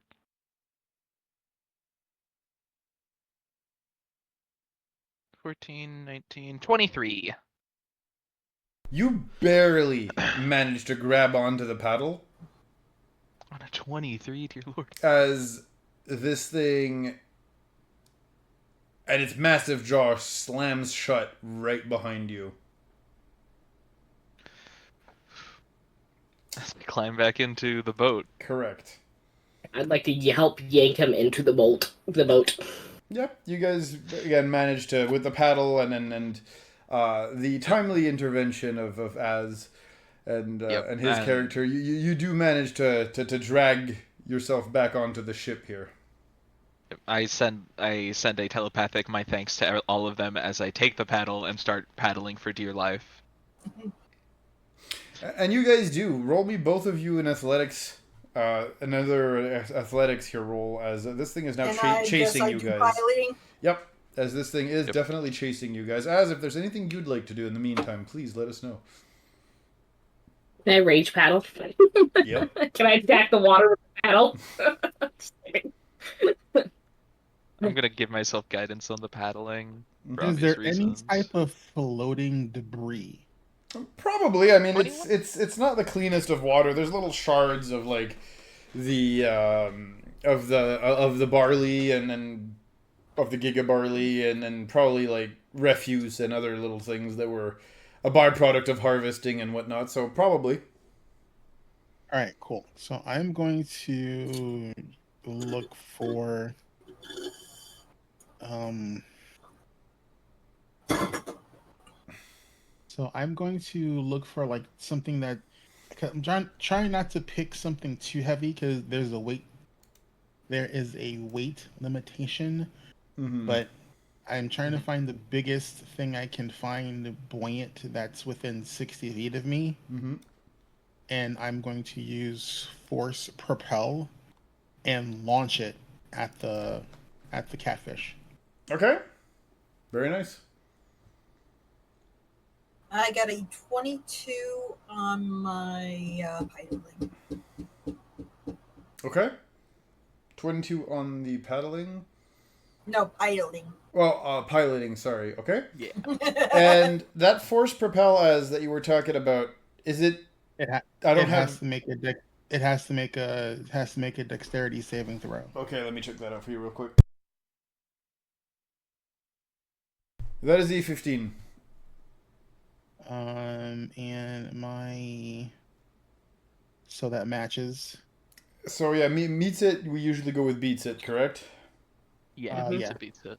So it's gonna take half of 3d8 kinetic damage. Okay.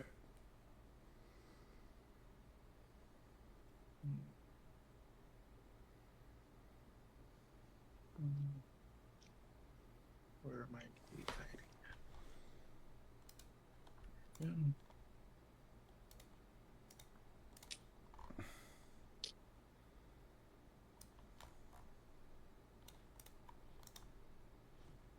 Oh. Not great. That's 8 points. So 4 points of kinetic damage. Okay. Rolled really low. It's horrible. So yeah, you do throw some debris, but most of it bounces relatively harmlessly off of this thing's thick blubber. As you guys are paddling for dear life at this point, and after a good, 5-10 minutes of going bananas, probably 10-15 actually, more to be more realistic about it, you guys make it to shore. Thankfully, this thing hot on your tail.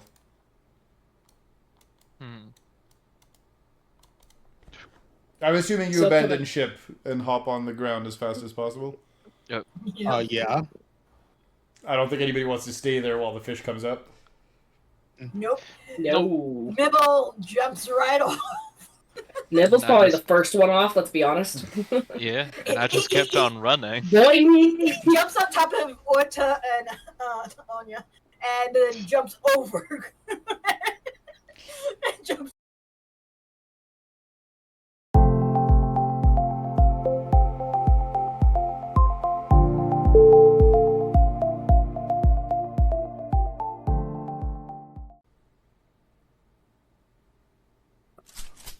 And You know, Till, Welcome back. you're giving us great ammo shots this time around. I don't know if you've seen the pictures I've posted. I but can't. you I can't just look keep right freezing now. the- I cannot look right now, but I'm definitely calling the internet service provider tomorrow. I am not happy with this crap. It's the 7th time my internet dies today, and that is just no. Why am I? That is a paying? lot. Yeah, that's too much. That is a for it. large sum of no more internet. That is bordering on. I feel like they're throttling my connection at this point, and they're gonna get an angry phone call tomorrow. This is bull. Yeah. Well, you know, down here in the States, Comcast flat out says that they don't flat out say they throttle your internet. They say they will they make reserve the adjustments right. based on how much internet you use. Yeah, okay, And the but funny thing is once you buy your own modem, a lot of that problem goes away. I have my own modem. It's just anyway. Well, yeah. Garbage Internet service. issues. Yep. Anyway, I'll see what I can do about either getting a different modem installed or some other problem to get some other way to get around this problem because I'm getting sick and tired of this crap. Anyway, that being said, hi guys, we're back. Take two for that stupid internet. Take 3. Let's just say that you got stuck on your facepalm. Yep. I love it. I love it. It was very Perfect. funny. Speaking That of was perfect. speaking of facepalm, you got a giant fish that is not intent on stopping as it is charging towards what's left of your boat. I mean, Yeah, you can like, have the boat now. Mibble just jumped on all of our heads to get out. Yo. I'm gonna try to like sort of jump as like once everybody's out. I'll try to like jump out and push it back so that it rams into him a little bit. Yep. He will blow right through it at this point. It looks like it's kind of pissed off. I'm assuming like do you guys stay near the boat on right off the edge, or do you guys back up even more? We have made it to the other side, and Yep. we are trying to get to where we need to go to. So I don't imagine we're I mean- staying near shore. I'm I'd asking like to for stop a throwing all my reason. speed on this thing. I'm asking for a reason because this thing does not stop. It does crash through your boat, and that's when you realize this thing has legs. Had a I feeling. wanted to stab this thing with one last spear, It imagine I stayed. ain't stopping. Chronic suspension. As you realize, this is an amphibious catfish and not a purely aquatic catfish. You yeah. have moved the map a little bit too far Oh. centered, so we can't see it all. There you go. My apologies. stream. There you go. Yep. Sorry, I am running on 2 monitors. I'm trying to fit everything on 2 monitors. It is not easy sometimes. So, yeah, chronic Is that any better? Yeah, better. Okay. Thank you. Yeah, they can see it now. Okay. But yes, this is an amphibious catfish, as it does follow you guys onto the shore. Onley has no problem stabbing it again with another spear. I mean, Alright. I'll stay in Actually, I front will of just throw the everybody. axe again. Fuck it. Well, that puts us Initiative. on the initiative. Well, character is a berserker. Violence is the answer to everything. Let's see it. If violence doesn't work the first time, use violence again. Yeah, I can't remember. I have something special with my initiative. I can't remember what it is. That's my rage. Oh god, we lost one. One sec. Advantage on initiative checks. Got it. You're good. There we go. And so... We're missing someone. No? Oh, I need to reload then. You're That's all what's going you're on. all on the counter. Yeah. No, I just mean like a token disappeared for me, so I had to reload real quick. Oh yeah, I accidentally hit a button. I control-Z everybody back. Should be good if you reload. Yeah.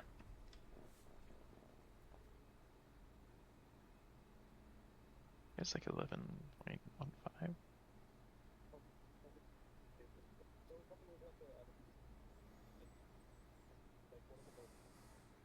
I don't know where. Supposed to be on the map, but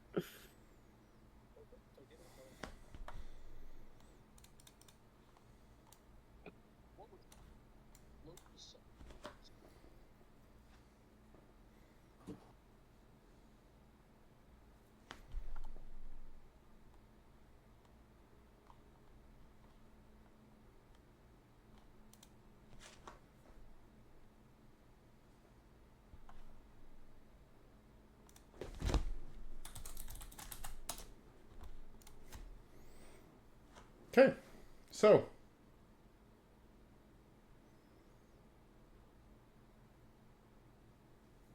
just We need just need. Codad's initiative, and we'll be ready to roll. Oh, sorry. Take your time. Yeah, it looked like garbage. It happens. Oh, I've no. had days like that. yeah. When you have like the amazing combo of doom, death, and destruction, but you roll a 1 on initiative, and everybody does everything before you get to do anything. Yeah, I've been there. It's kind of funny because I did roll a 1 on initiative. Oh, there we go. Oh no. You know what? Better there than on your like dodge or your saving throw or something. You know, Yeah. I mean, if all the places rolled nat 1, initiative's not so horrible. right? Yeah. Oh, that's what the blue is covering, the legs. Yes, Yeah. correct. I had a feeling with the I had a how it was feeling. made. Yeah. I had a sneaking suspicion.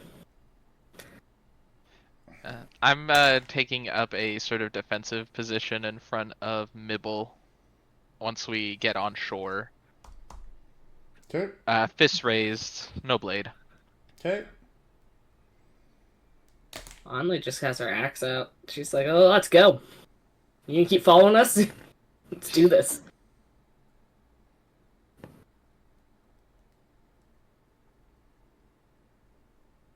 Okay. Well, I guess that means Only you're getting us started. Let's see it. Alright. Because the rage would have rolled off from earlier, we're going to start with the bonus action rage. Okay.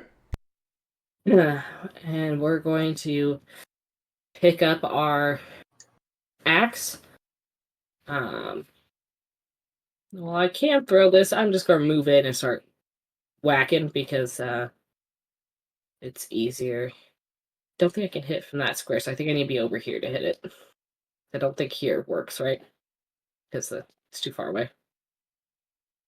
Considering its size, I would say you're still hitting it there. Okay, so right here works? Yeah, that's still fine. Alright. Okay. Anything on the, like, 4x4 around it, you can hit. Okay. So the first attack is going to be... I can math 22 to hit. Okay. It hits. Give me the damage.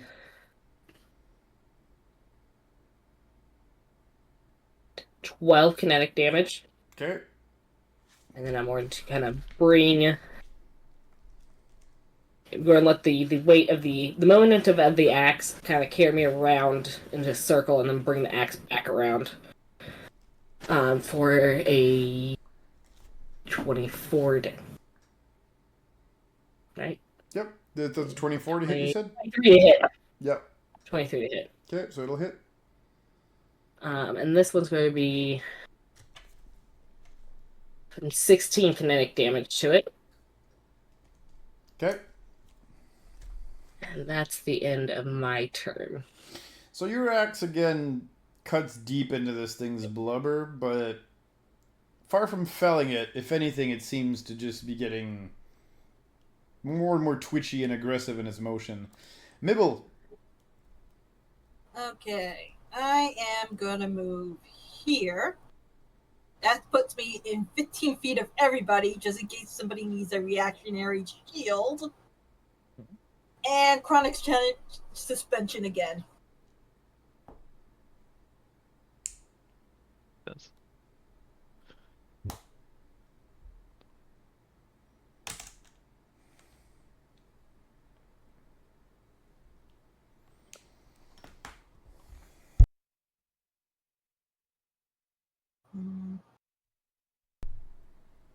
Does a 16 make it for the Constitution saving throw? Let's see. How do I calculate my saving throw? It's your Efficiency your plus spell, your casting mod. It's your spell save DC. It should be in your spells area or your ability Okay. area. Power save DC is Yep. 15. Yep. So okay. So it'll make the throw, sadly. Ah.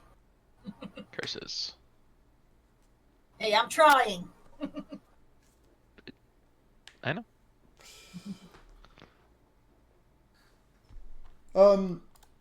As I said, it was charging through the boat, which it almost effortlessly slams out of the way here. You guys hit it a few times, but like I said, it just twitches out of pain and anger. Or is it just plain old hunger? Who knows? I mean, this thing doesn't have a million brain cells to spare. It will charge forward. Mm-hmm. Mouth open. As it will cross across the entire party. Yeah, okay. Trampling through you guys and basically ending its turn on the opposite side here. All four of you, since you're in the way, I need all of you to roll me a dex saving throw, as it does run mouth open, trying to eat you guys. Everybody within 5 feet of me gets a +3 to the dex save. So that's... Just that ask. is Kodav, basically. Yeah. Okay. No. I got a your... dirty 20. No, I moved up one, but it didn't update. Wait. What happened? bonus do I get? I I need to dex save? reload. Don't worry about it. What bonus do I get to the dex save? +3. You moved in front my of wisdom Mibble, which I then Yeah. moved over here. Yeah, it's just my roll 20 keeps desyncing. Ah. I got a 14 on my save. Okay. Were we I supposed got to a roll? dirty 20. A dex save. Okay, thank you. I can add today 21. Okay. So, who got the lowest? I got a 14. I'm waiting on I don't know. Koda. I got a 15. Okay. So I shield activate for the 14. You get a +5 AC bonus. Well, this is a dex saving throw, so I well, don't know if it yeah. applies. yeah, the Yeah. AC bonus will not apply here. Okay. Okay. So yeah, everybody except Orda manages to kind of jump out of the way. Orda, this thing, I don't know if it's because it got a taste for you back in the water. Well, not really, because it didn't actually manage to taste you, but you know what I'm saying. Or if it just likes you more than the others, or you know, it's the fact that you don't have a mouth that instantly means you're prey. I don't know. Maybe this thing's got a weird, issue with you. Also, you may want to just zoom out the map a bit, Yep. because right now we're not seeing the monster on stream. There you go. I'm trying, but it's unfortunately Yeah. I need an extra. I need a. You know what, Zorro? You're gonna be happy to hear that. I need an extra freaking screen. But for now, what I can do is I can do this, and I can do that, and I can do this, and I can drag you guys back this way. That'll make it a little easier for everybody. There we go. When the screen won't comply, simply make everything bigger. Yeah, just I need another screen. And a third screen. 2 is not enough for all the apps and everything that I have to run for this stuff. But yeah, so that... So I'm like over here, realistic. Am I like on the other side in its mouth, like up front? Yeah, you're in its mouth at this point. Oh, No. snap. As yeah, you've essentially been gobbled in Classic. by the fish. Thankfully, it does not chew you much. It just kind of just swallows you. It so gobbles you up. So you're still within it. And you don't instantly pass out, right? What I'm gonna have you do is you're gonna roll me a Constitution saving throw at the end of each of your turns, which will progressively get harder. And then when you finally run out of oxygen, you will start death saving throws. But for now, you are A-okay. And I'm going to DM you those things, so the others don't know what's going on inside. That is between you and me and the fish. Speaking of, Orda, it is your turn.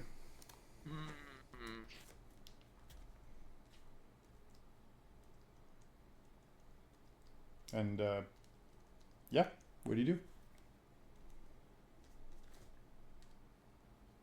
Well, there's only one thing. You're eaten by a fish. Stab, stab, stab. Basically, that might be what has to happen. Yep. You know, I think this might be a good time to make some sushi. No, I can't leave it uncooked. Not in this I mean, you have a way of cooking it. It's on your hip. Exactly. That's why it can't be uncooked. You can have cooked sushi. There are some cooked rolls. True. I personally enjoy some a tempura in my creating eel. sushi.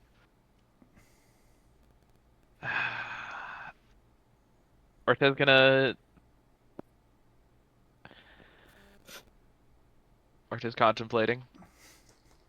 And he is going to use the at-will spell Spirit Blade to hit twice with that. Okay.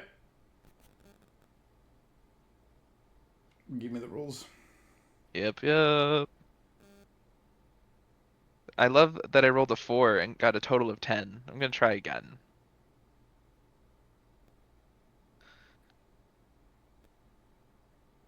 Oh, that's better. 22 to hit? Yeah, that one does hit. Not the other one, but this one does. Yes. Okay, give me the dummy. 3 necrotic damage. Okay, very nice. Yeah, send me your Constitution saving throw, please. Will do. Unless there's anything else you want to do. I stabbed at it twice. Is there anything else I could do? No, that's an action.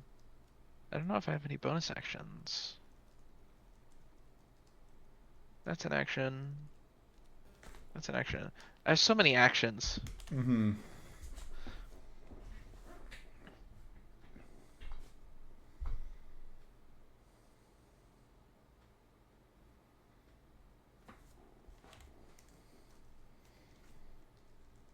let's see what the Constitution saving throw looks like. I sent it.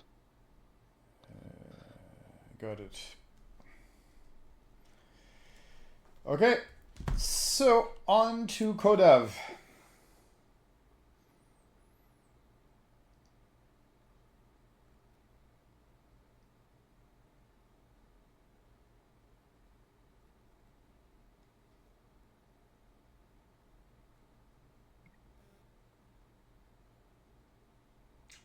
You're muted as. You.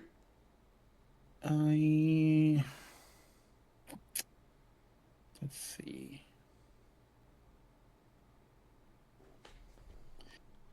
All right, fuck it. Let's do the crazy.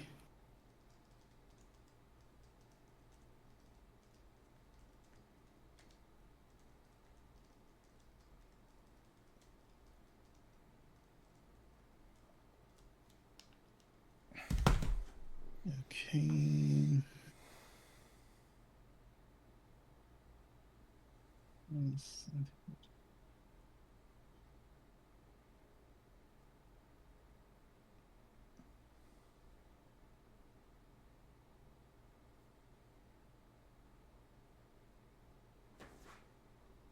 All right, so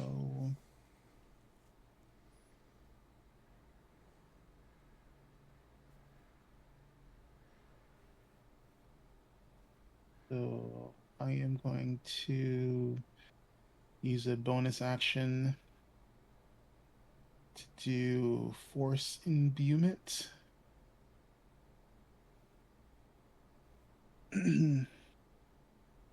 Basically, I'm supercharging my crystal and my lightsaber. So my lightsaber now does D8 damage. Very good. And I am going to use animate weapon.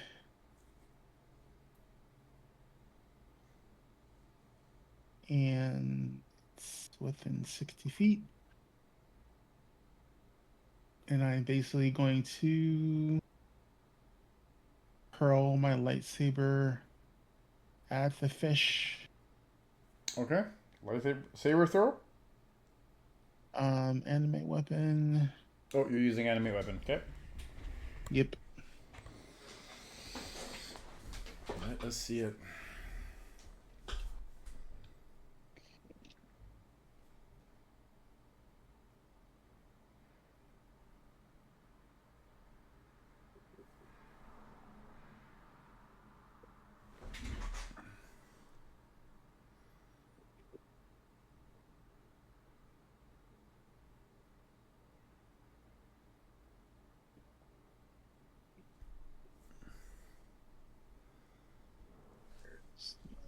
My lightsaber thingy +7.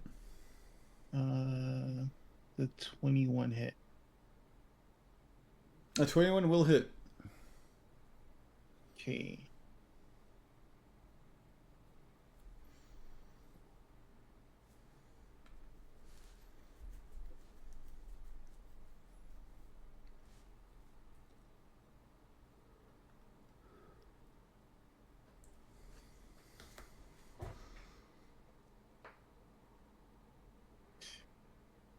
Actually, with anime, I didn't have to use my bonus action because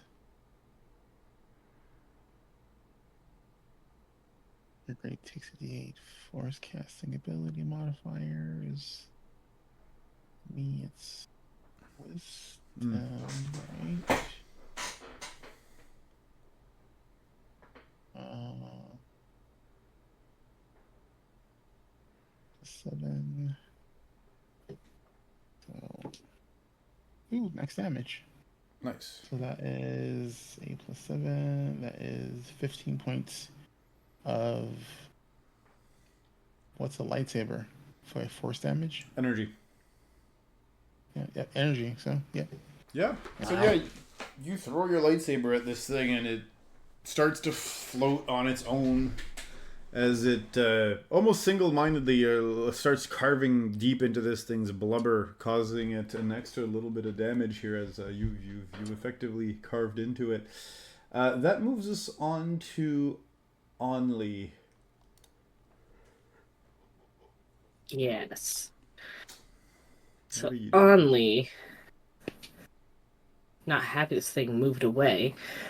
Our first attack, we're going to throw the axe. For a 17 to hit.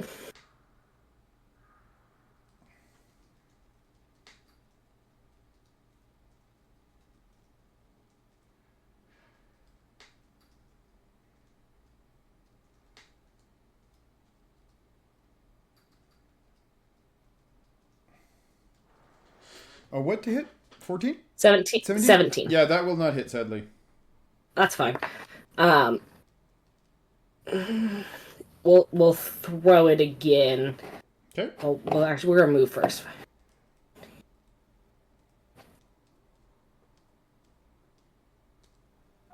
We're gonna get to kind of over here, and we'll throw it at it again. That's much better. That's 23 to hit. That hits. Roll Emmy. Why'd it have to be a 1 on the dammy? 5, 6, 7 kinetic damage. Okay. I Middle. don't like you anymore. Go away. I don't have a bonus action, so I think we're good. Okay. I am moving away from this thing 1 square. Yep.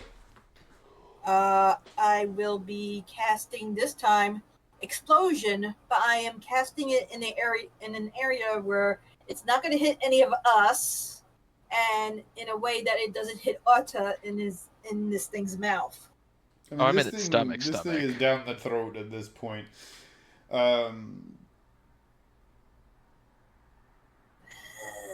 Okay, then let me see. What can I do?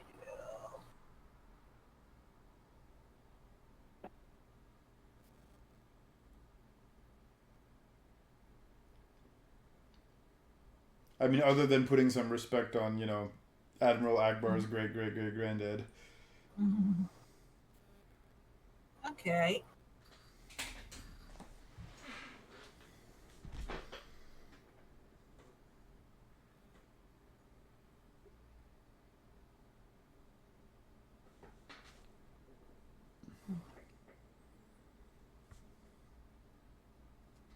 Okay. Then I am going to use this. Oh, of course it does that and doesn't show the thing. Yep, 17.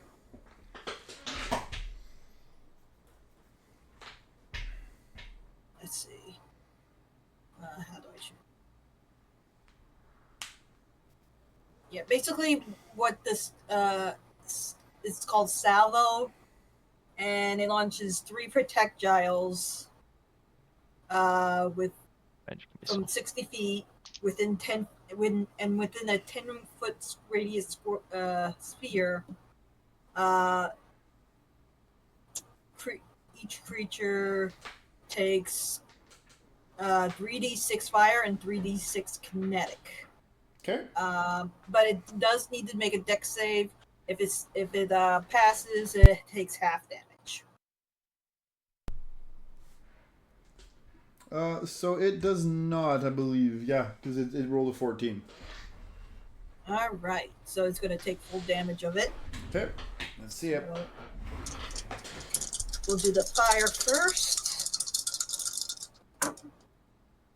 And that's going to be 11 fire. Okay. And that's going to be 13 kinetic. That's a well-cooked fish. So, you set this thing on fire, right? and it has Ortha in its mouth, but you have just set it on fire, and I don't know if it's the oil on this thing's skin that just burns well or whatever, but it does not appreciate, so much excruciating damage, and in that sense, it does what any instinctual creature would do.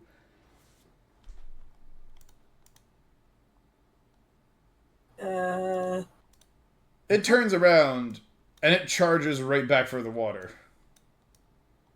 Oh no. So, I'm gonna need another dex saving throw from your character, please, as...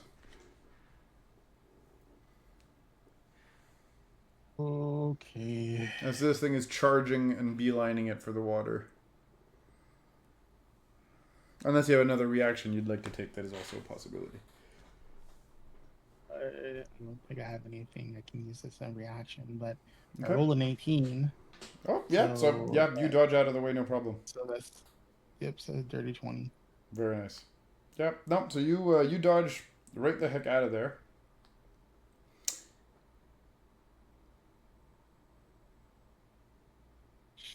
And yeah, that thing still has Orta. yeah, and that brings us back to Orda. Orda, what are you doing?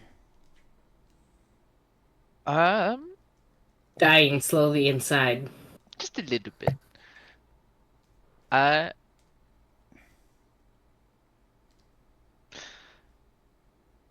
We are. There's gonna be a weird I see little. what you DM'd me. Yeah, go ahead. There's no Yep. issue with that. Yep. And I am using defensive technique with that, Alright.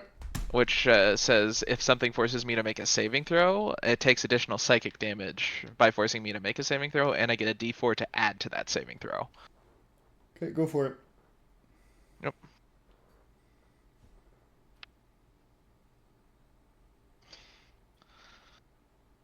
Are you kidding me? 16 to hit No, sadly. while I'm inside of it. Actually, you're inside of it. 16 will work inside of it, sorry. I was going off of its outside with the blubber and the extra armor. Fair. Okay. Ooh, that is good. That is good damage. 8 plus 4. 12 funny damage and 5 psychic damage. Because I'm 5th level, I added an additional d6 to the damage. Right. Okay, that's what I was missing. Okay. Yep. So how much total was And that? then 8, 12, 5, 17 damage 17, total. there we go. Okay, got it. My math is not working at nearly 2 a.m. And then some sort of, and then the con save, right? Correct, please, the con save, yeah.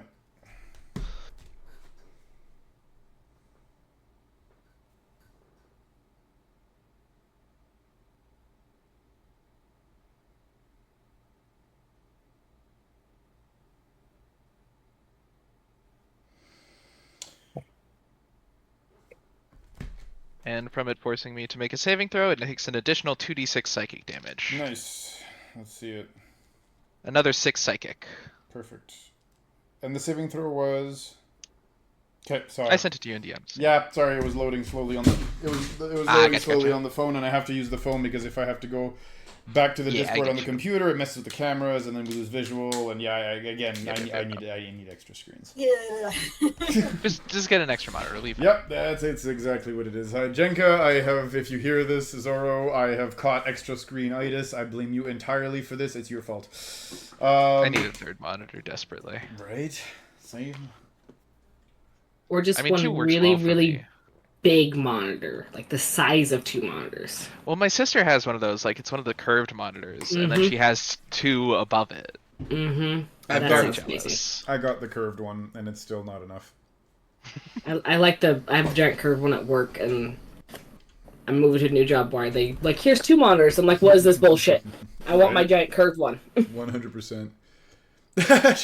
Zora's like, I need a fourth. I'm like, yes, I will be joining you in the I need a fourth monitor soon myself. I hear the pain. Just when you get the third, pick up the fourth at the same time. Make it easier on yourself. Tell me. True. I mean, I go in front of that store every day when I come for work. So I'm back from work. So I'm probably gonna just make a quick little pit stop. The graphics card need upgrading too, so there's a lot of things I gotta do. Anyway. Hey, Tilt. Yes. I know my turn already passed, but Yes. I'm reading this, and since I have 3 projectiles on that salvo Yes. thing, does it mean I can do the damage 3 times? You're supposed to roll it 3 times. Yes. Okay. Oops. I only did it once. Right. Would you like to roll the other 2 hits? Sure. Go What a for it. nice DM. Well, I'm sitting over here. I just They messaged hit. That's going to be another 11 fire. And I'll do the second fire.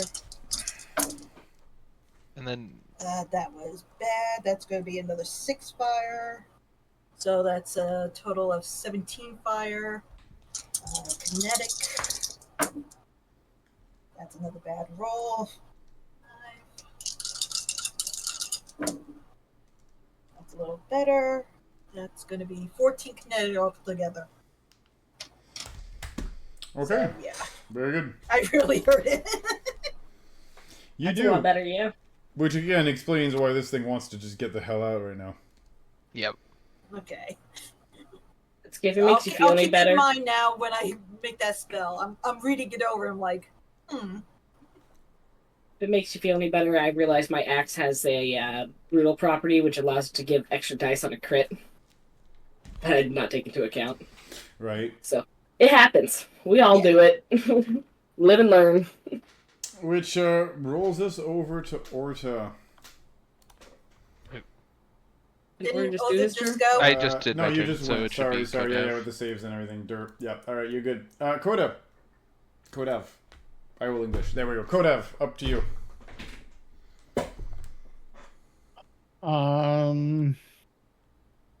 Fuck. I mean, look. I'm just gonna animate weapon and chuck my lightsaber at it again. All right. Animate object still the same thing. Yep. So it's still animated. You don't have to spend the force points a second time. Mm-hmm. Yeah, it's concentration. Correct. I don't think that's gonna hit 16. No, unfortunately, this time, whether it's because this thing's hauling butt back towards the water, or if it's because, Sorry, your turn. I tried. Yep. Only.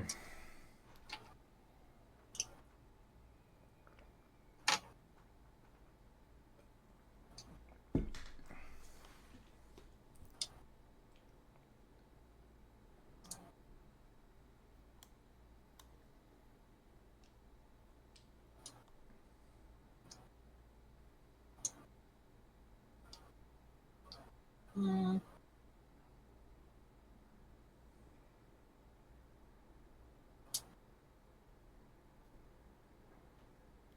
Only? I'm muted, sorry. We're gonna chuck the weapon. I was wondering. We're gonna chuck the weapon to start, because I can hit it from this far away. And that's an 18 to hit. Okay. That will hit it. Alright, so that's the threshold. Found it! Ooh, we're going to max damage that at a total of 18 kinetic. Nice. And as that weapon ricochets at us, just for coolness, we're going to be running at it, and we're just going to snatch it out of the air as we run towards this thing in a straight line, using our momentum to bring the axe back down on it a second time. Alright. Because why not flavor this stuff, right? Yeah, that's God of awesome. War Axe Slam, Good. love it. Yep. That's going to be a dirty 20. Okay. I mean, hell, Another... flavor it like that, I'll give you an inspiration dice. But yes, you said dirty 20? Cool. Mm-hmm. Dirty 20. Ah, fuck, I forgot. I can do Reckless. I can Reckless! I'm a barbarian. I do Reckless. It's been a while.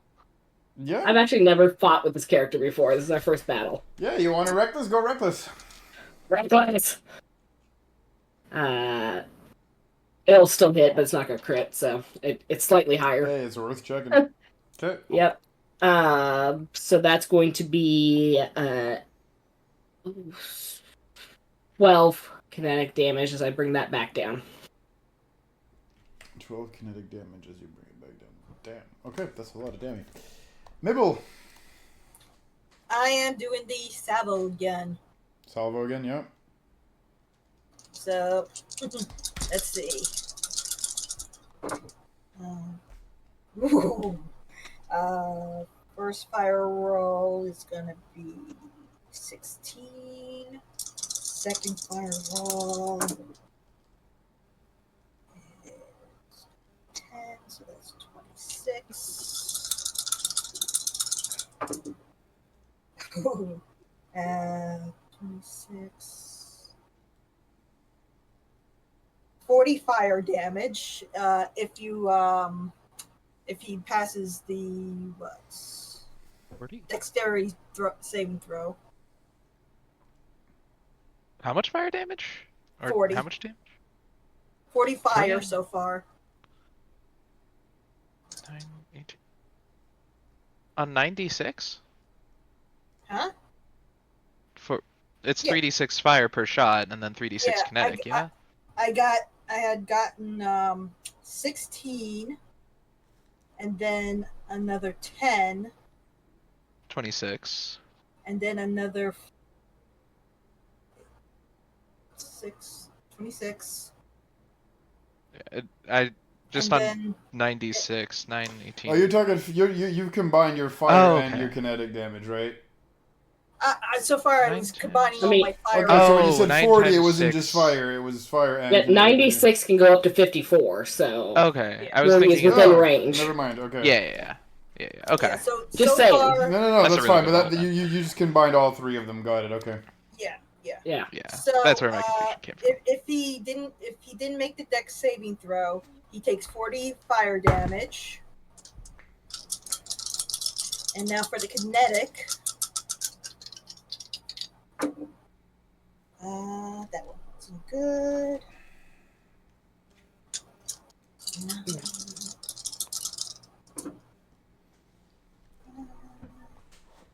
9 and 11 is 20.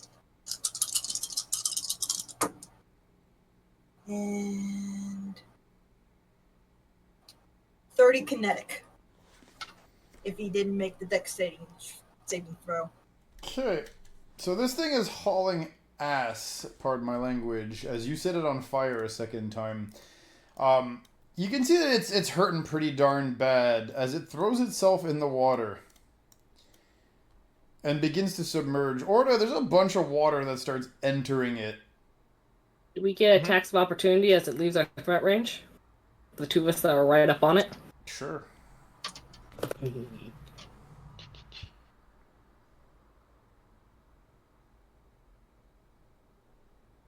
I remember.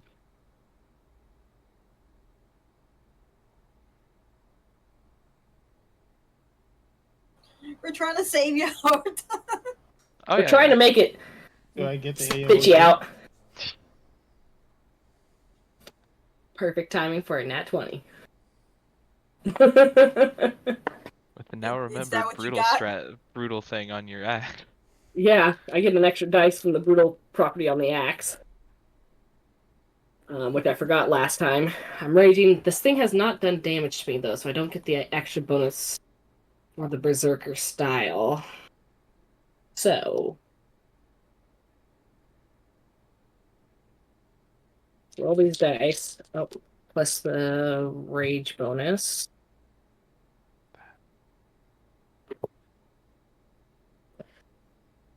8 and 9 on the dice. So it's going to be 53 kinetic damage in total. Nice. Very nice. Jeez Louise. Hey, we're trying to save you. 2d12 plus 4 plus 2. Brutal critical. Okay. Yeah. It gets up there fast. Yep. Brutally fast, some might say. How about you, Az? Oh yeah. Muted. Muted. As his attack of opportunity. I was asking if I got one too. I didn't hear Yep, a response. You do. Yep. Yeah, Because you you were guys were muted, both but in yes, melee. you do. You both get one. All right, cool. So.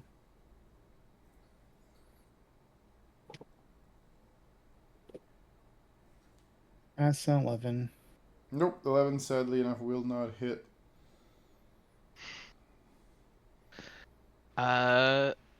Orta's still swinging Yep.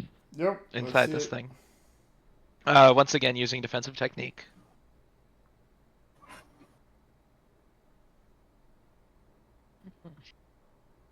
I love getting a nat 1. However, considering what I'm using, it still hits. How you're doing things, yes. We know. We've talked about this. Don't worry about it. Yep. Yes. Yep. I mean, your nat 1 balances out my nat 20, so. Yep. Yay, the inverse is balanced. That being said, my dice are probably gonna turn on me here pretty soon. I'm willing to bet.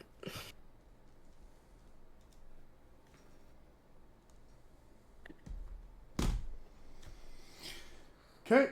Give me the dummy. Oh, that's another really good roll. 8 plus 4 is 12, plus 1 is 13. 13 of the funny damage, and another 5 of the psychic damage. So that's 18 total. Yes. Okay. Give me the other rolls I asked you for. Yep. It is happening.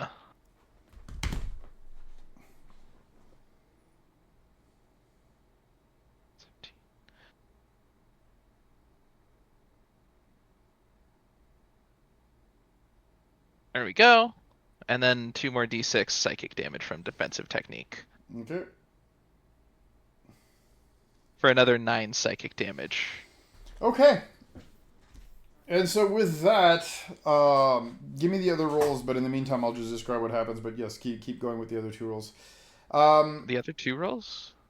Yeah, well, not the other 2 rolls. Sorry, the one roll, the Constitution thing I asked for. I got the Constitution. I sent it to you. Oh, DMs. Again, sorry about that.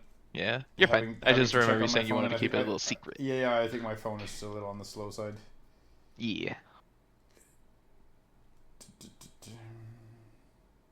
It has not come through on the phone yet, but anyway, it'll come through eventually. So yeah, you guys see this thing go under as it does submerge right after hitting the water. And after maybe like 2-3 minutes, you see bubbles at the surface as this thing floats back up. Tummy up, put it that way. And as it reaches the top, tummy up, you see a greenish purple lightsaber pierce through it and sort of cut a hole straight through it. Correct. As Orta steps out. Covered in fish, covered in guts so and many oil fun and substances. digestive acid, and yeah, you name it. What killed it was actually the psychic damage at the end there. Emotional damage. You gave it a heart attack. Yeah, that was like the single greatest moment, like circumstance for defensive technique. I can tell you guys this: you legitimately went like over 250 damage in not even like 2 rounds. It's pretty massive. I'm not even mad I buffed up everything's HP bars because you guys are pretty insane with this stuff. Yeah.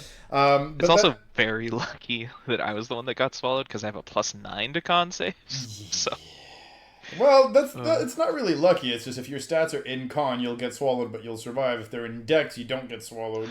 Well, but no, if I'm you saying do, it's then lucky you're that screwed, I you know? was. Yeah, Or you just roll lucky. No, I'm saying that like that it's lucky that I was the one that was swallowed. Mm-hmm. But yeah, all that to say, yeah, you emerge covered in I won't say stank, but you know, in old fish smell. Bad times. And bad times. You guys swim ashore, it'll wash off. Yeah, welcome back, Orta. You've survived the giant catfish. Anybody got OxyClean? I got some things. Got one of those thin stain removals. Yeah. all Like the bleach, Tide bro. pens. All the bleach. I've been. Hey, the fight ended right on time. It did. How so? It's exactly on time. exactly, Ento.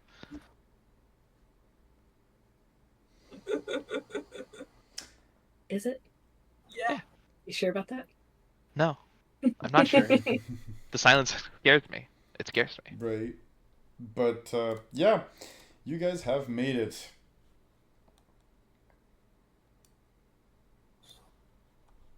You have survived the giant fish and the crossing of the river. You know, And also, we got Billy Tam's character still here. we have, yeah, and I survived 2 Tara's character episodes. did not die for 2 episodes. Yes, it's a record. I've survived 2 episodes.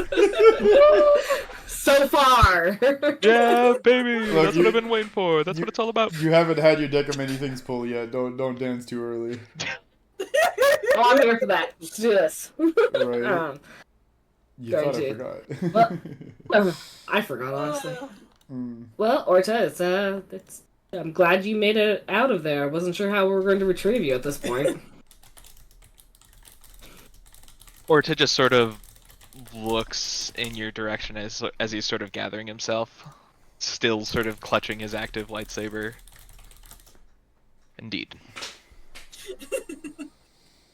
I'm still really wanting to know what that lightsaber does after Zizu stayed with it. Trust me, that's we don't know. Ew. Also, Bibble seeing the color of this lightsaber now a little different. It's like, what the heck? You know, it's not like green with like purple in the core, right? I'm remembering that, right? Correct. Right? Yeah, it's that dark purplish, almost. Yeah, dark purplish, Void, like like- obsidian purple Yeah, with like almost a void like like mint emptiness in the green middle of outline it. color. Correct. And now there's two. Very pretty And lightsaber. and now there are 2 flecks of red floating around the blade. 2 flags. The fish. I know. That's what I was getting at. 2 flags. Correct. Weird Not flex, that but alright. Onlin knows anything about those flags. Yep. It's a lightsaber. It got funky colors, but it's a lightsaber. Yeah, it's real tie-dye. Yeah, it is.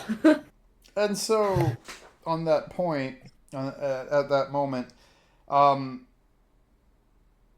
do you guys just leave the body as is, or hey Vancouver, do you leave the body as is, or do you search around it? You chop it up? What do you guys do? Breakfast? I mean, I'm kind of curious what else might be in his stomach. I think I'm more going to try and investigate the contents of his stomach, so maybe it's eating someone else that has something useful on him. Okay. Yeah. Just drag it onto shore. Yeah, Okay. I'll help drag it on the shore. Gut it. Yep. Someone said breakfast, so we can gut it and cut it. I'll sort of walk along the middle of it with my lightsaber, cutting it down the center. Nice try passing Tam. Nice try. All right. Yep. So you guys take it apart, and you ain't getting me that easy.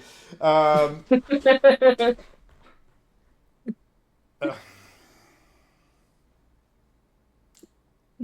No. here. No. Nice try. Completely innocent. Uh-huh.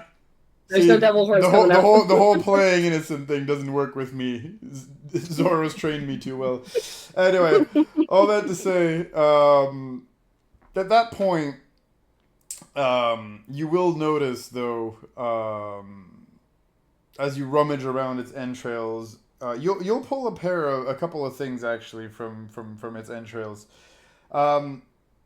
You see 2 things in there. You see an old axe. And you see well, to everybody else, oddly familiar looking datapad. Ah! Oh, As- God. For the rest of you who don't know, today is Gilatam's actual birthday. And there's a tradition on Behold Roleplay that when it is one of our players' birthdays, we do a deck pull, and there may or may not be a piece of loot involved. And so, Tam, are you ready to roll your deck of many things pull? Yeah. Rosa, this is where my leg's gonna turn around and it's just gonna kill my character. Just kidding. She hasn't survived 2 rounds or 2 episodes. What a twist. All right. So what am I rolling for this poll? This is a little what bit can I roll to more randomize this? expanded. We have expanded. Yes, for this particular for the birthdays, I keep it expanded. I have an expanded one I use for birthdays. Can you start by rolling me a 1, 2, 3, 4, 5, 6, 7? 1 second. I'm writing this.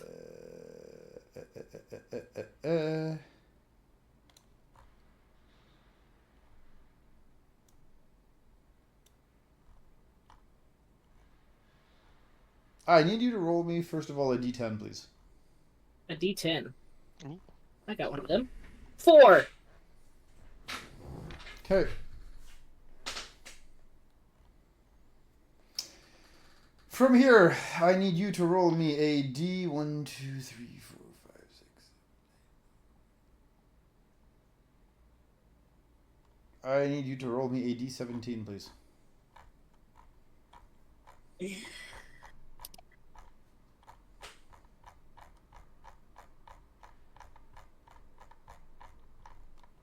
Oh, I gotta remember how to put that command in. /R. What is /R? D17. Mhm. 1D17. Yes, please. It is a. I don't make it down so low. 2. I told you my dice were gonna turn on me eventually. Technically, it's not your dice. Yeah, I mean, That was Roll20's fault, yeah. and we don't know if high is good, low is bad. We don't really know. Probably doesn't really matter, but still. That's the fun part. I know. It's both terrifying and exciting. Or some might say scare-roused. So.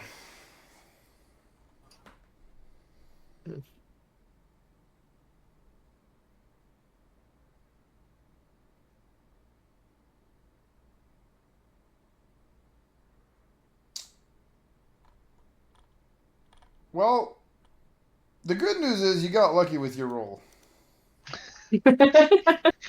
How lucky.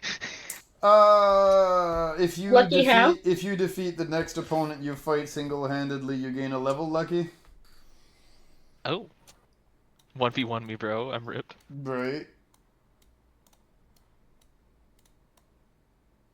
But yes, if you single-handedly defeat the next monster or group of creatures you encounter, you gain experience point enough to gain 1 level, but you have to defeat it single-handedly, otherwise this has no effect.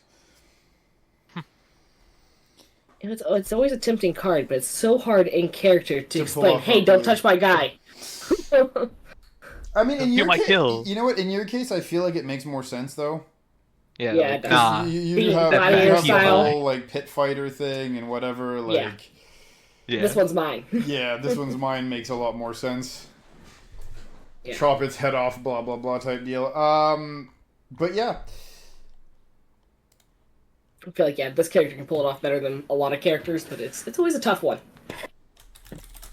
But I've seen it done. yep. Just have to, think about it a little bit before you do it. Yeah. Well, can't think too long because it's literally the next fight. Yeah. Or nothing. And suddenly a dragon appears. Oh, fuck. No, oh my good.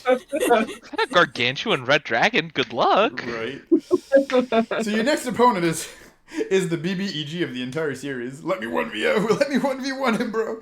No, we're kidding. We're kidding. Wow, it's Emperor Step Peppers. Right. Unbelievable. It's Lord Hewitt himself. And he said there was also an old axe, right? Correct. Does it look... So I'm going to pull it out and take a look at it. Is it looking like it's old, dull, deteriorated from the stomach acid? Or So is while it... it looks old and ornate, it seems like its time in this creature's stomach juices has not dulled it or otherwise rusted it. Well, that intrigues me. And if anything, it might have been around for as long as the datapad has, for all you can tell, because the engravings on it do seem fairly similar to those that you find on that datapad, which, weirdly enough, has vanished after you clicked it. If you It want, I probably can got cast. lost in the muck. If you want, I can cast telemetry on it to identify its stuff.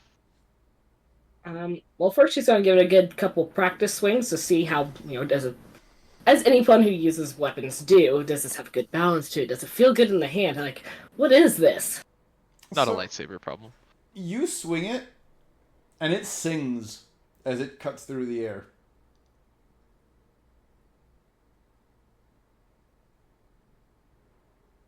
Yeah, it's so sharp that it you can actually hear it whistle as it cuts through the air. Ooh. Instead of She whooshing, it actually whistles. She's very impressed. I mean, she's been using vibro weapons to start with, so I mean, nothing there whistles. More hums. Mhm. Like a razor at a barber. Yep, Yeah. that's She's probably looking. actually something funny. For those who don't know, I do a little bit of martial arts, and I did kendo for like 6-7 years, and then that's one thing. One day I was actually tossed a real authentic katana and an actual one that had been sharpened and everything, and yeah, when I swung it, it actually whistled, and I was like, my god, these things can actually sing. It's actually pretty crazy. It is. So does Order offer, like, in character to look at this? Because Only does not know you have this capability because she's not been with that group that long. Yeah, or to basically approach and be like, if you'd like, I can commune with the Force to see if there's any sort of history to the blade. Might be good to know. It looks like it's at least ornate. Even though it sat in stomach acid for God knows how long, it's still sharp as probably the day it went in. So I'll go ahead and hand it over. Yep. And Orta just sits with it for a little bit and casts telemetry. If it is an enhanced or modified item, I learn its properties and how to use them, whether it requires attunement to use, and how many charges it has, if any. I learn whether any powers are affecting the item and what they are. And if the item was created by a power, you learn which power created it. If you instead touch a creature through the casting, you learn what force power, blah blah blah. Yada yada, blah blah Yada blah. yada. It doesn't apply to this situation, it's whatever. I have something that's also basically Yeah. the same, so Just the tech version, yeah. yeah, analyze. Yep, telemetry and analyze.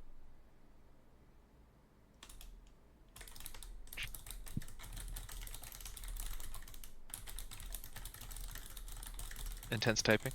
Yep. Intense typing. I'm just pulling. I don't hear it. I'm just pulling up the stat line for it. Yeah. No worries. Okay. I've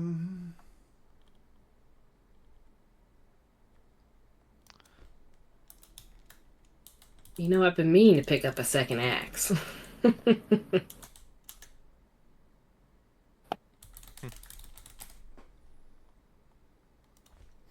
So, you get flashes, Orta, of this weapon. You don't see who is wielding it, but you see that they were wearing an equally ornate armor. Their hand had 3 fingers, 2 main fingers, and 1 opposite finger that would wrap around it. So not human hands, obviously. And you see the weapon being wielded in several situations where the wearer is, the entire field of vision is covered in red as this wielder was most probably raging and slicing up enemy after enemy, and you see him or her slice, right? And get hit, take damage, and as it slices and cuts through, you see some of the wounds closing. On the person wielding it? Correct. So it seems as though it transfers damage dealt into damage healed. And it has a storied history with another individual that shares your portent for rage. as I basically relay the information as best I can to Only. It seems like this will serve well. Indeed. She's gonna strap it onto her back along with all the other weapons she's carrying with her. Well, I imagine she has both axes and the spears on her back, a hammer in the waistband, like on her hip. She has a hammer as well. Goddamn walking armor. She has Thor's hammer. Just kidding. Huh? Why would That's you all I even can do that? She has a vibro hammer, but I always picture Thor's hammer whenever there's like a hammer weapon in D&D. Of course. Yeah. Kind of peak. I will also state just before we end and everything, after sort of Orta cuts the stomach open and everything like that, some folks, probably Mibble would be the main person to notice, considering Mibble has been around when Orta last held a blade.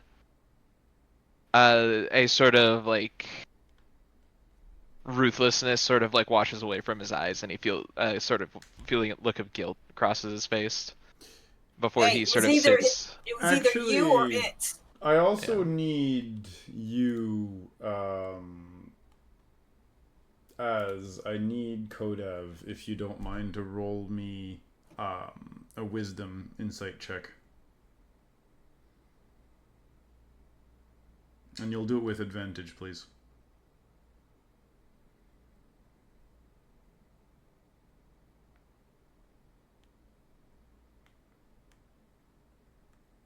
That's a 21. So while he was cutting his way out from the fish, in the Force, you would have felt this. Would you like to describe it actually, Orta, or would you rather I do it?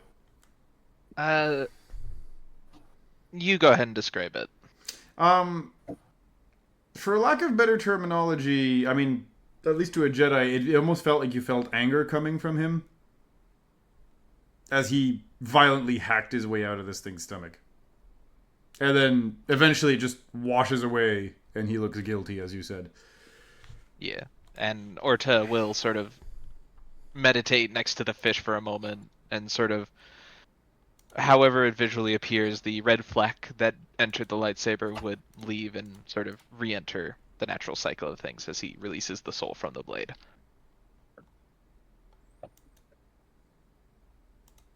One I fleck recognize remaining. this ability. I don't think you would be able to recognize this ability. It's a... Yeah, Mibble would notice the change in the blade though, because the last time he seen it, it was all purple. Yeah, now it's green and purple and... Okay. Yeah. So, on that note, for the stat line of the axe here, you now have a...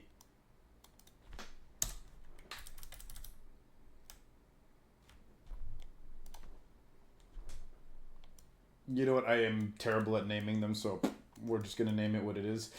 This thing is the Berserker Honor Guard's two-handed axe.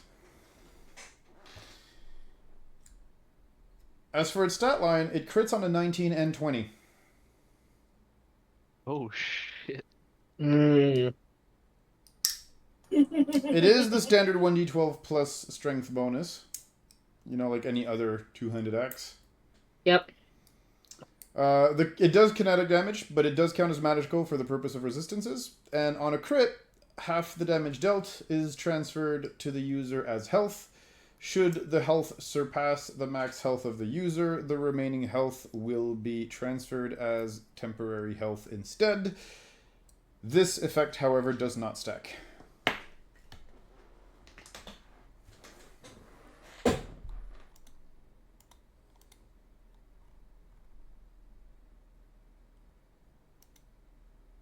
And so what I mean by that is if it brings you above your max threshold, whatever is extra above the max threshold, yeah. So if you roll a higher number, like later, There's something you can take the higher of the two, but you can't add them ad nauseum. Yep.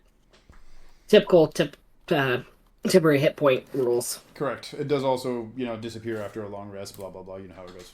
Okay. Yep. So there you go. Happy birthday. Thank you. May this hopefully keep you a little bit more alive after the last few sessions. Episodes. We'll see if she tries to take on something by herself, because she's going to. Yeah, well, this may or may not be why I'm like, you know what, if she's going to have to take something on by herself, let's make the weapon a little bit stronger. Does it have any properties other, from the 5e site? Some of the axes do, so I just want to make sure. Oh, those. Other than the two-handed thing, not right now. Yeah. If there are any extras, I'll let you know later, but for now, just go with it. Just two-handed. Yeah. Perfect. I just want to make sure I apply everything, because, there's the heavy property, which means you have to have a certain strength bonus, that type of stuff, so I want to make sure I have everything. I already checked all those. You already make all of those, so you're fine. Like, you don't need to really worry about that. If somebody else tries to use it or whatever, I'll apply those to them if relevant, but you don't have to worry about that part. Those, unless they actually give you, like, a mechanical advantage or there's a restriction with regards to your character or whatever, I'll... on my end, make sure that that's taken care of. If you do get something, I'll make sure you can use it, or it's if not, I'll tell you. Okay. Sounds so don't worry about that stuff from the loot in and of itself, especially if I'm giving you custom loot. But if it's unless again it's something you're picking out at a store or something or whatever, then that stuff would be relevant. But otherwise, don't worry about it. Okay. So, that being said, you guys have effectively survived the crossing of the river and the attempts of the giant fish to eat you guys. And funny enough... I didn't get catfished. Look. You got catfished. Last episode, you guys choked. This time, you guys get catfished. I don't want to know what happens next episode. I didn't plan this, by the way. That's all you guys. But, we'll see what happens next episode. But next episode is going to be a large fight against one person. Possibly. Large group of people, one other... I'm already in there. Runs in, takes the first mook. Mine! Kills the mook.